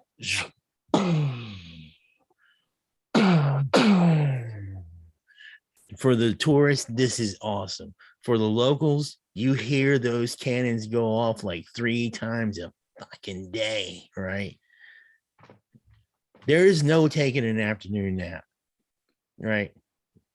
The locals hate those fucking cannons, right? But the bigger ships are out there. You see one of the cruise ships is at the other side of the harbor, on the Bigsford side. Some of the container ships make it through the harbor as the water gets a little less darker, becomes a little lighter. Again, the temperature is perfect. The sky is just absolutely just perfect. This is a busier side of the water on the island, so they try to manage the traffic a little better here, so there's not a lot of small craft in the way. Not saying there's not any, but she gets this boat going. She gets this boat going like a champ. She's up at the wheel. The boat is just cutting through the waves. Her hair is blowing. She's got these big ass sunglasses on, and you can see, all of you can see, she is just ecstatic. And she goes, "Let's open it up. Let's see how fast we can get it going." And she gives the commands again to those of you who know, and you start preparing. Cut the sail here, do this, blah, blah, blah. And yes, exploding guys. You were going fast. You were going really fast. You guys that are on the deck, the sea spray is hitting you in the face. You can smell that. Just Dave is in love. And I'm sure Sorgy loves it too. I'm not so sure Jerry is that much into the water, but hey, he could become an aqua sportsman now, right? Throw the rod in. All right, you make a record time. You pass through all the traffic. You can see the tour ships and stuff going out, and before long, you see you're headed straight for Newthom's Island. Now, of course, it takes you less time because she's hauling ass and she's thoroughly enjoying it. But you see that pier come up on her island. She's there. It is. There it is. Newthsom Island. God, I miss this place. Dr. Newthsom, we were just in the area fairly recently. Be careful, the waters around here. There's a lot of debris. Son of a bitch. Jerry, why didn't we put it together? Y'all are the smart ones. Dr. Newthsom Island. All right. Well, I look- told walk you over by guys we Jerry and I needed to be go- on this boat. I look at Jerry and I go, well, I guess we'll get to check out that house and whatever is in the woods. I am bringing my guns. All right. She gives the I don't think any of you have sixes, do you? No. All right. She goes through the docking procedures And as you guys are coming through and you're throwing the ropes and fastening to the dock, she's looking up through the top of the tree line at the house, and she said, I can't think of any better place for a child to grow up here. You know, I really, really hate to sell it. But I don't have time for it. Alice doesn't have time for it. And it's just going to waste. Give it to the university. Well, it's not solely my decision. I mean, the Marine and all the programs could really use it. And the college students love it out here. Well, I'm sure they will. I'm sure they still will. I believe that there's a real estate group looking to purchase it to make a fishing resort. So I'm sure they'll take good care of it. A fishing resort. Hmm. Can you tell me a little bit of the history of the island? I remember hearing of this place, but I don't remember much of the history. Well, sure. Just let the game master scroll up.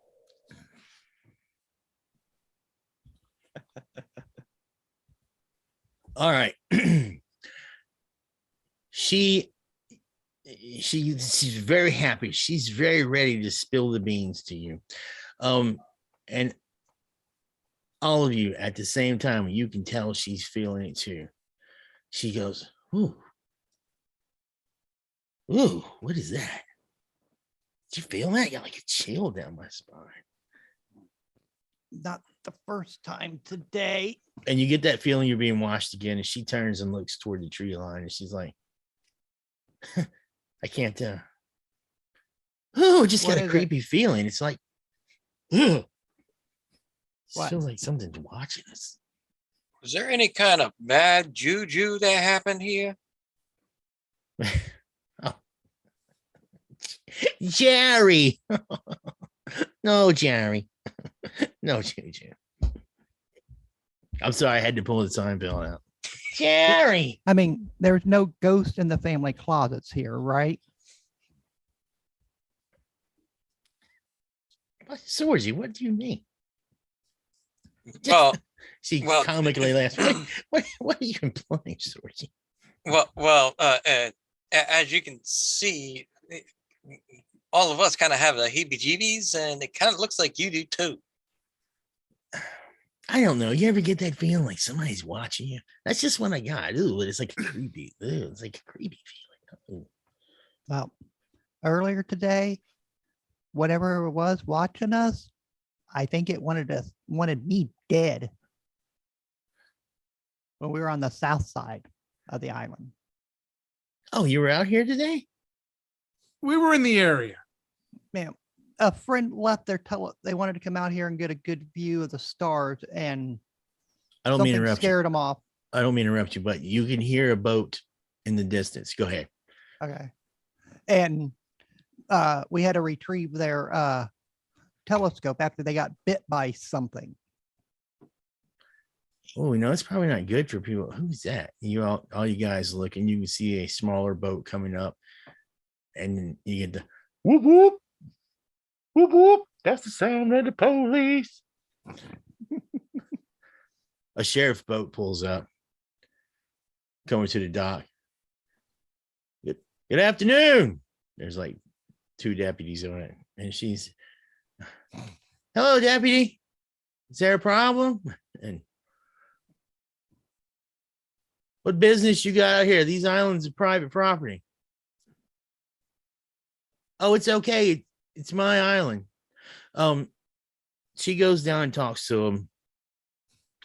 She's just giving them she eventually convinces them, and like after making a phone call or two, you can see she's a little bit perturbed too, like she had to prove who she is and shit, but it's understandable. They go, all right, Miss Newthsom, y'all be careful. Whoop whoop.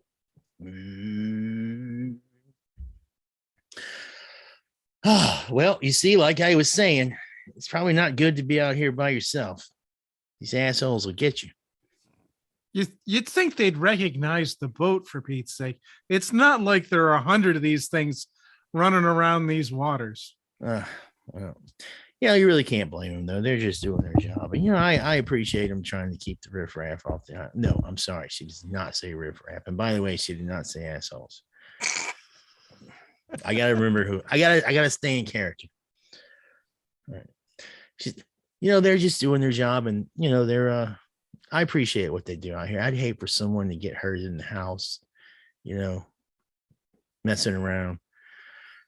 Well, let's go, huh? Hi, Jerome. Right. Well, hang on a second, Dr. Newthsom. Oh, I don't know if you've the history seen of the house. Yes. I don't know. Have you seen some of Sorge's research project that she's been working on? Sorge, do you have is one of your Yeah. the thing well, that goes yeah, that goes they're- up? I got a couple of both there with all the gear. A sky hook? What? No, no, no. I've got drones, both flying. Yeah, ones yeah. You had and mentioned underwater drones. Yeah, ones, yes. You And mentioned that underwater. back at you mentioned that Yeah. back at the yacht club. and some submersibles. Both. So Sorge, can you get your drone in the air and give Dr. Newthsom a little aerial tour of the island while we're talking Yeah. about the history? Oh, that would Yeah, be awesome. Sure, and I'll take a video for her real estate person. Yeah, I'm surprised it's not out here yet. There's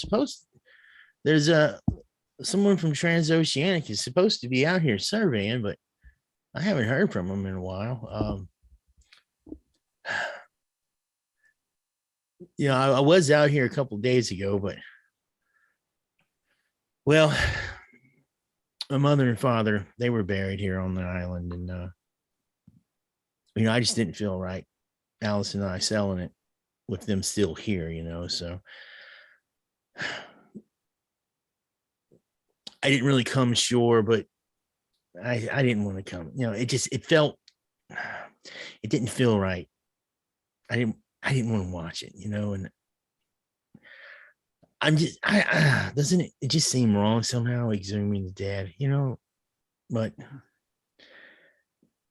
so we had them, they're being sent to a family cemetery back in Maine. So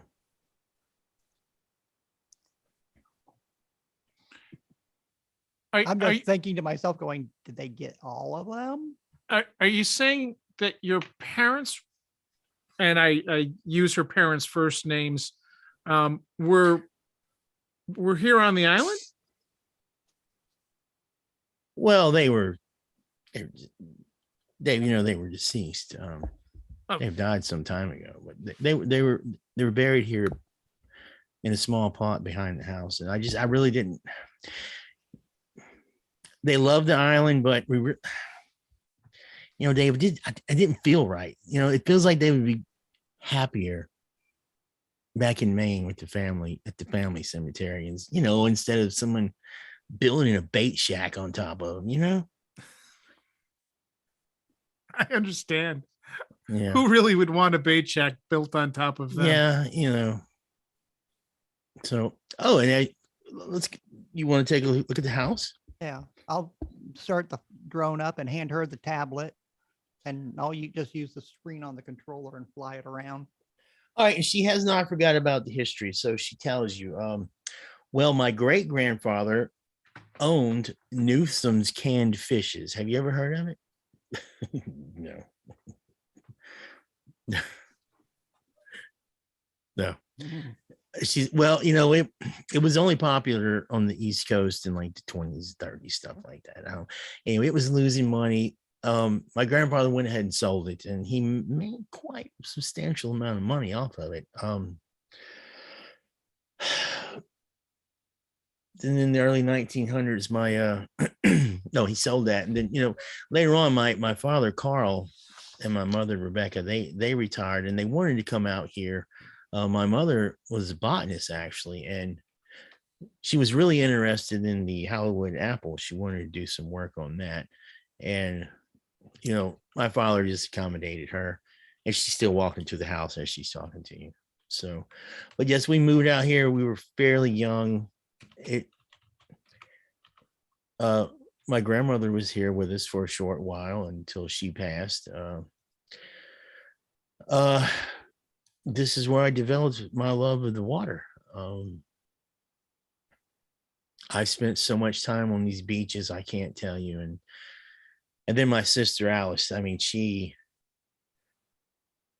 is very, very talented musician. I'm sure, and she looks it up. You heard something of hers. She conducts musical scores for movies and stuff. She lives in California right now. She's married with a kid and all. That's why I'm here, because I'm right here in North Carolina, and I'm closer. So you get towards the house, and she stops talking, and she wrinkles up her brow a little bit, and she's, whew, I feel a little short of breath. You okay? Are you all right, Dr. Newthsom? No, I just got a little short of breath all of a sudden. All right, I am going to switch the maps.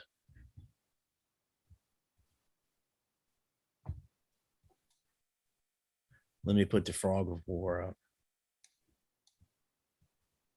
Clear off the tokens of the last unfortunate souls.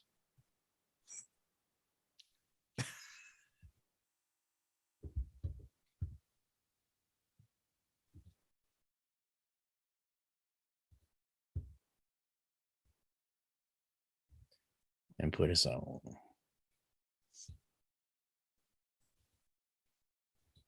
And as she's talking, I'm going, did they forget to move grandma to Jerry?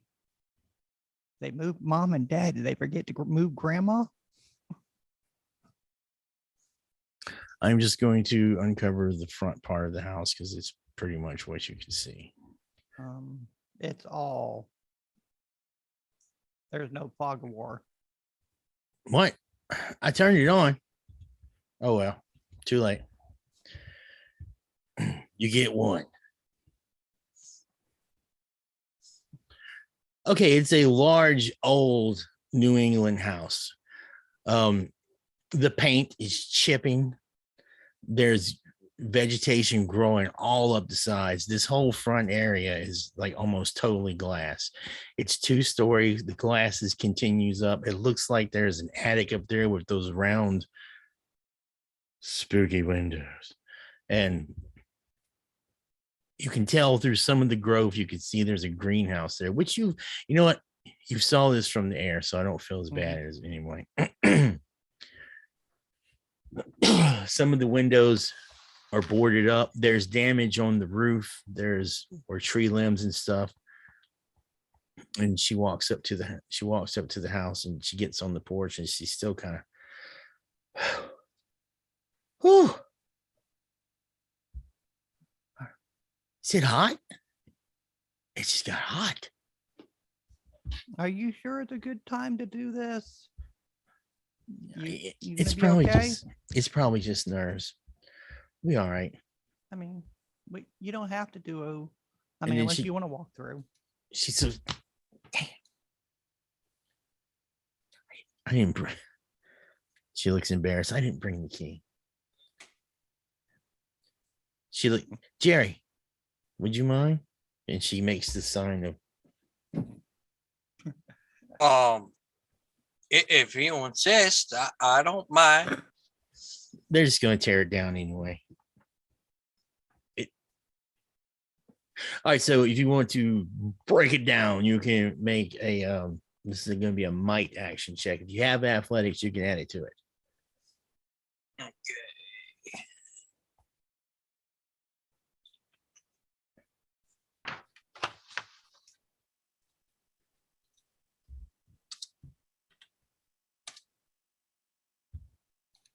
All right.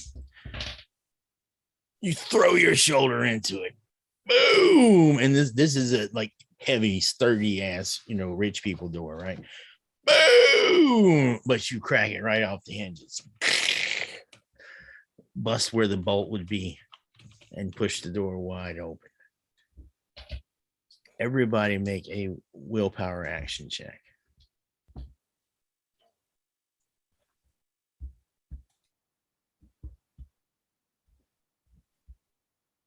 I rolled a 10. Damn, Wolf, what the hell? Oh no. Georgia rolled a 24. Yeah.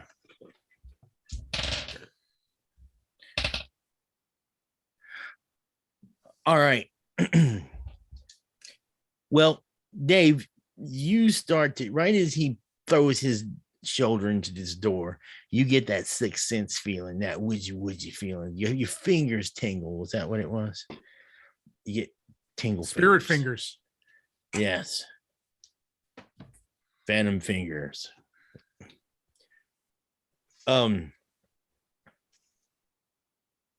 But when the door goes in, you get this flash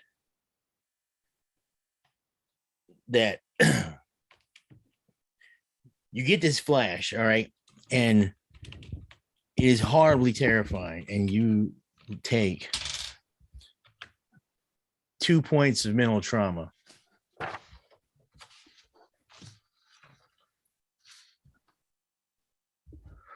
And you get this vision that you're being torn apart by a monstrous dog.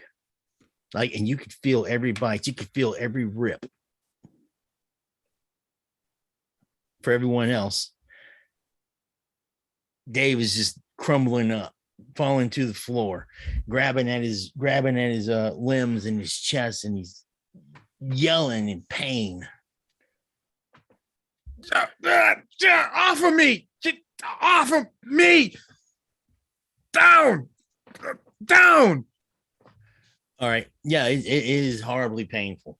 And Stephanie says, "Oh my God, Dave!" And she looks up at the other two. What's wrong? Are you? Is he prone to seizures, Dave? Are you okay? Get off of me! Stop biting! Bad dog! All right. What will? Bad dog. It would be my response. Okay. What about Jerry? What's Jerry's response? I feel sick in my stomach. All right. Oh, Okay. After Stephanie starts shaking you a little bit, you do come to. You still take the mental trauma, and that's going to be with you. So we need to make sure we keep up with that. And well, I don't know how would you react the way Dave would react to experiencing being mauled by a dog the size of a Chevette.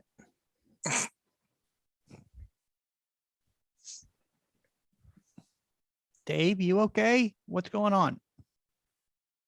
Dave, there's nothing there. I'm just looking down at my arm and my leg and going, there was a Glenn again?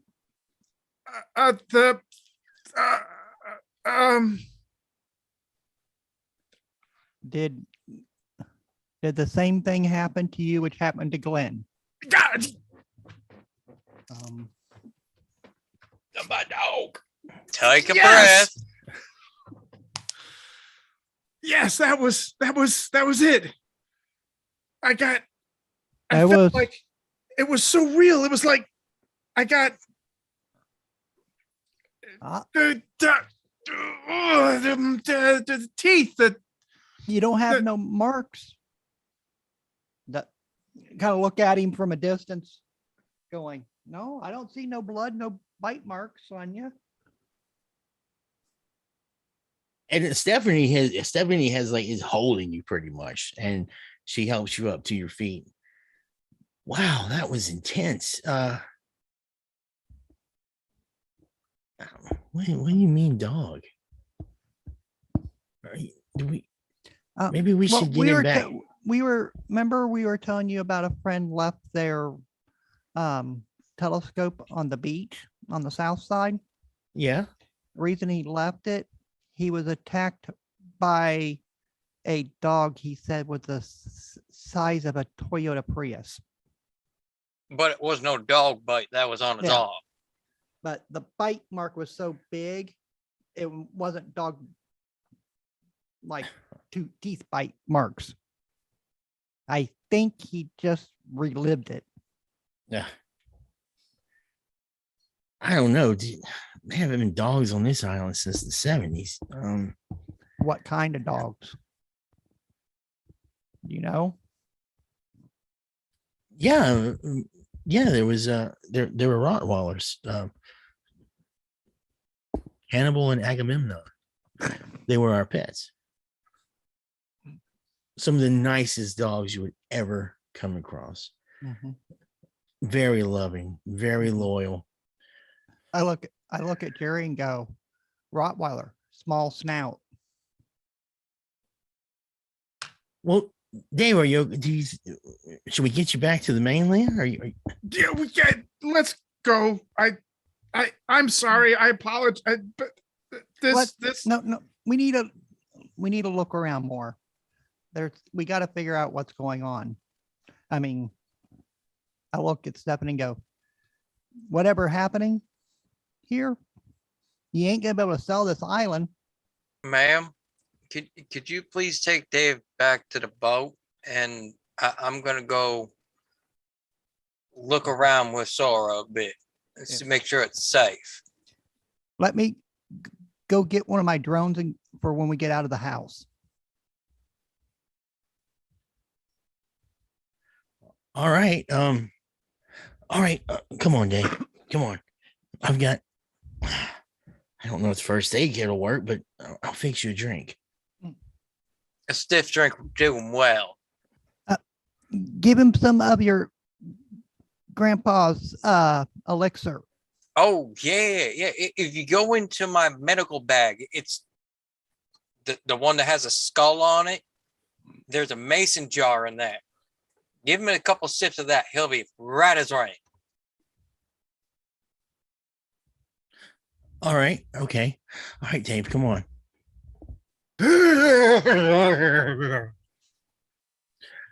Okay. She helps you back. And we'll go ahead and call it here. And then I guess in between games, we can settle on an official time, or we could just keep it over and just make a decision at 10. But all right, well, that is the end of part 1 of the Awakening of Newthsom. I hope everyone enjoyed it. If you had any questions or anything, I guess we can talk about it off camera. And I hope you at home in the studio and in the studio audience are enjoying it. If you watch this on a video as well. And I have a message from Billy. So yes, of course, I thanked you already for playing WYRD. You can check out WYRD at my website. It's Charisma Kill Studios. There is a small section on the website that details it. It is in test play, the final test plays, and I have set a goal for the first draft to be the first actual completed draft to be ready to go to print this year. So hopefully that works. Let's see, we'll be back tomorrow night with Delta Green, then Saturday for D&D at noon. If you enjoyed the show, give us a like or a follow and let us know. Next, we're going to go visit some friends at Dork Tales. Oh, that means we're going to go visit Dork Tales. Sorry, Billy, I didn't memorize it. I didn't have time to memorize it, so I'm just reading it off. We love you all. Let's make Rick's heart shape. Dork Tales is a fantastic group, and they do an amazing job. Yes, I've watched them a couple times, and do Rick's heart little shape, throwing gang signs. But and we will see you next Thursday it's 6 Central, 7 Eastern, and I will remember that I live in the past and the game starts in the future. And it'd be Tuesday, not Thursday. Yes, Thursday, Tuesday. I told you I don't live in the correct time frame. All right, so I believe that's it, and Billy's going to close us out and send us over to Dark Tales. So let's see what those silly Dark Tales people are doing, and maybe we can have some fun. Oh yeah, and until next time, stay weird. Good night, everybody. I Bye bye.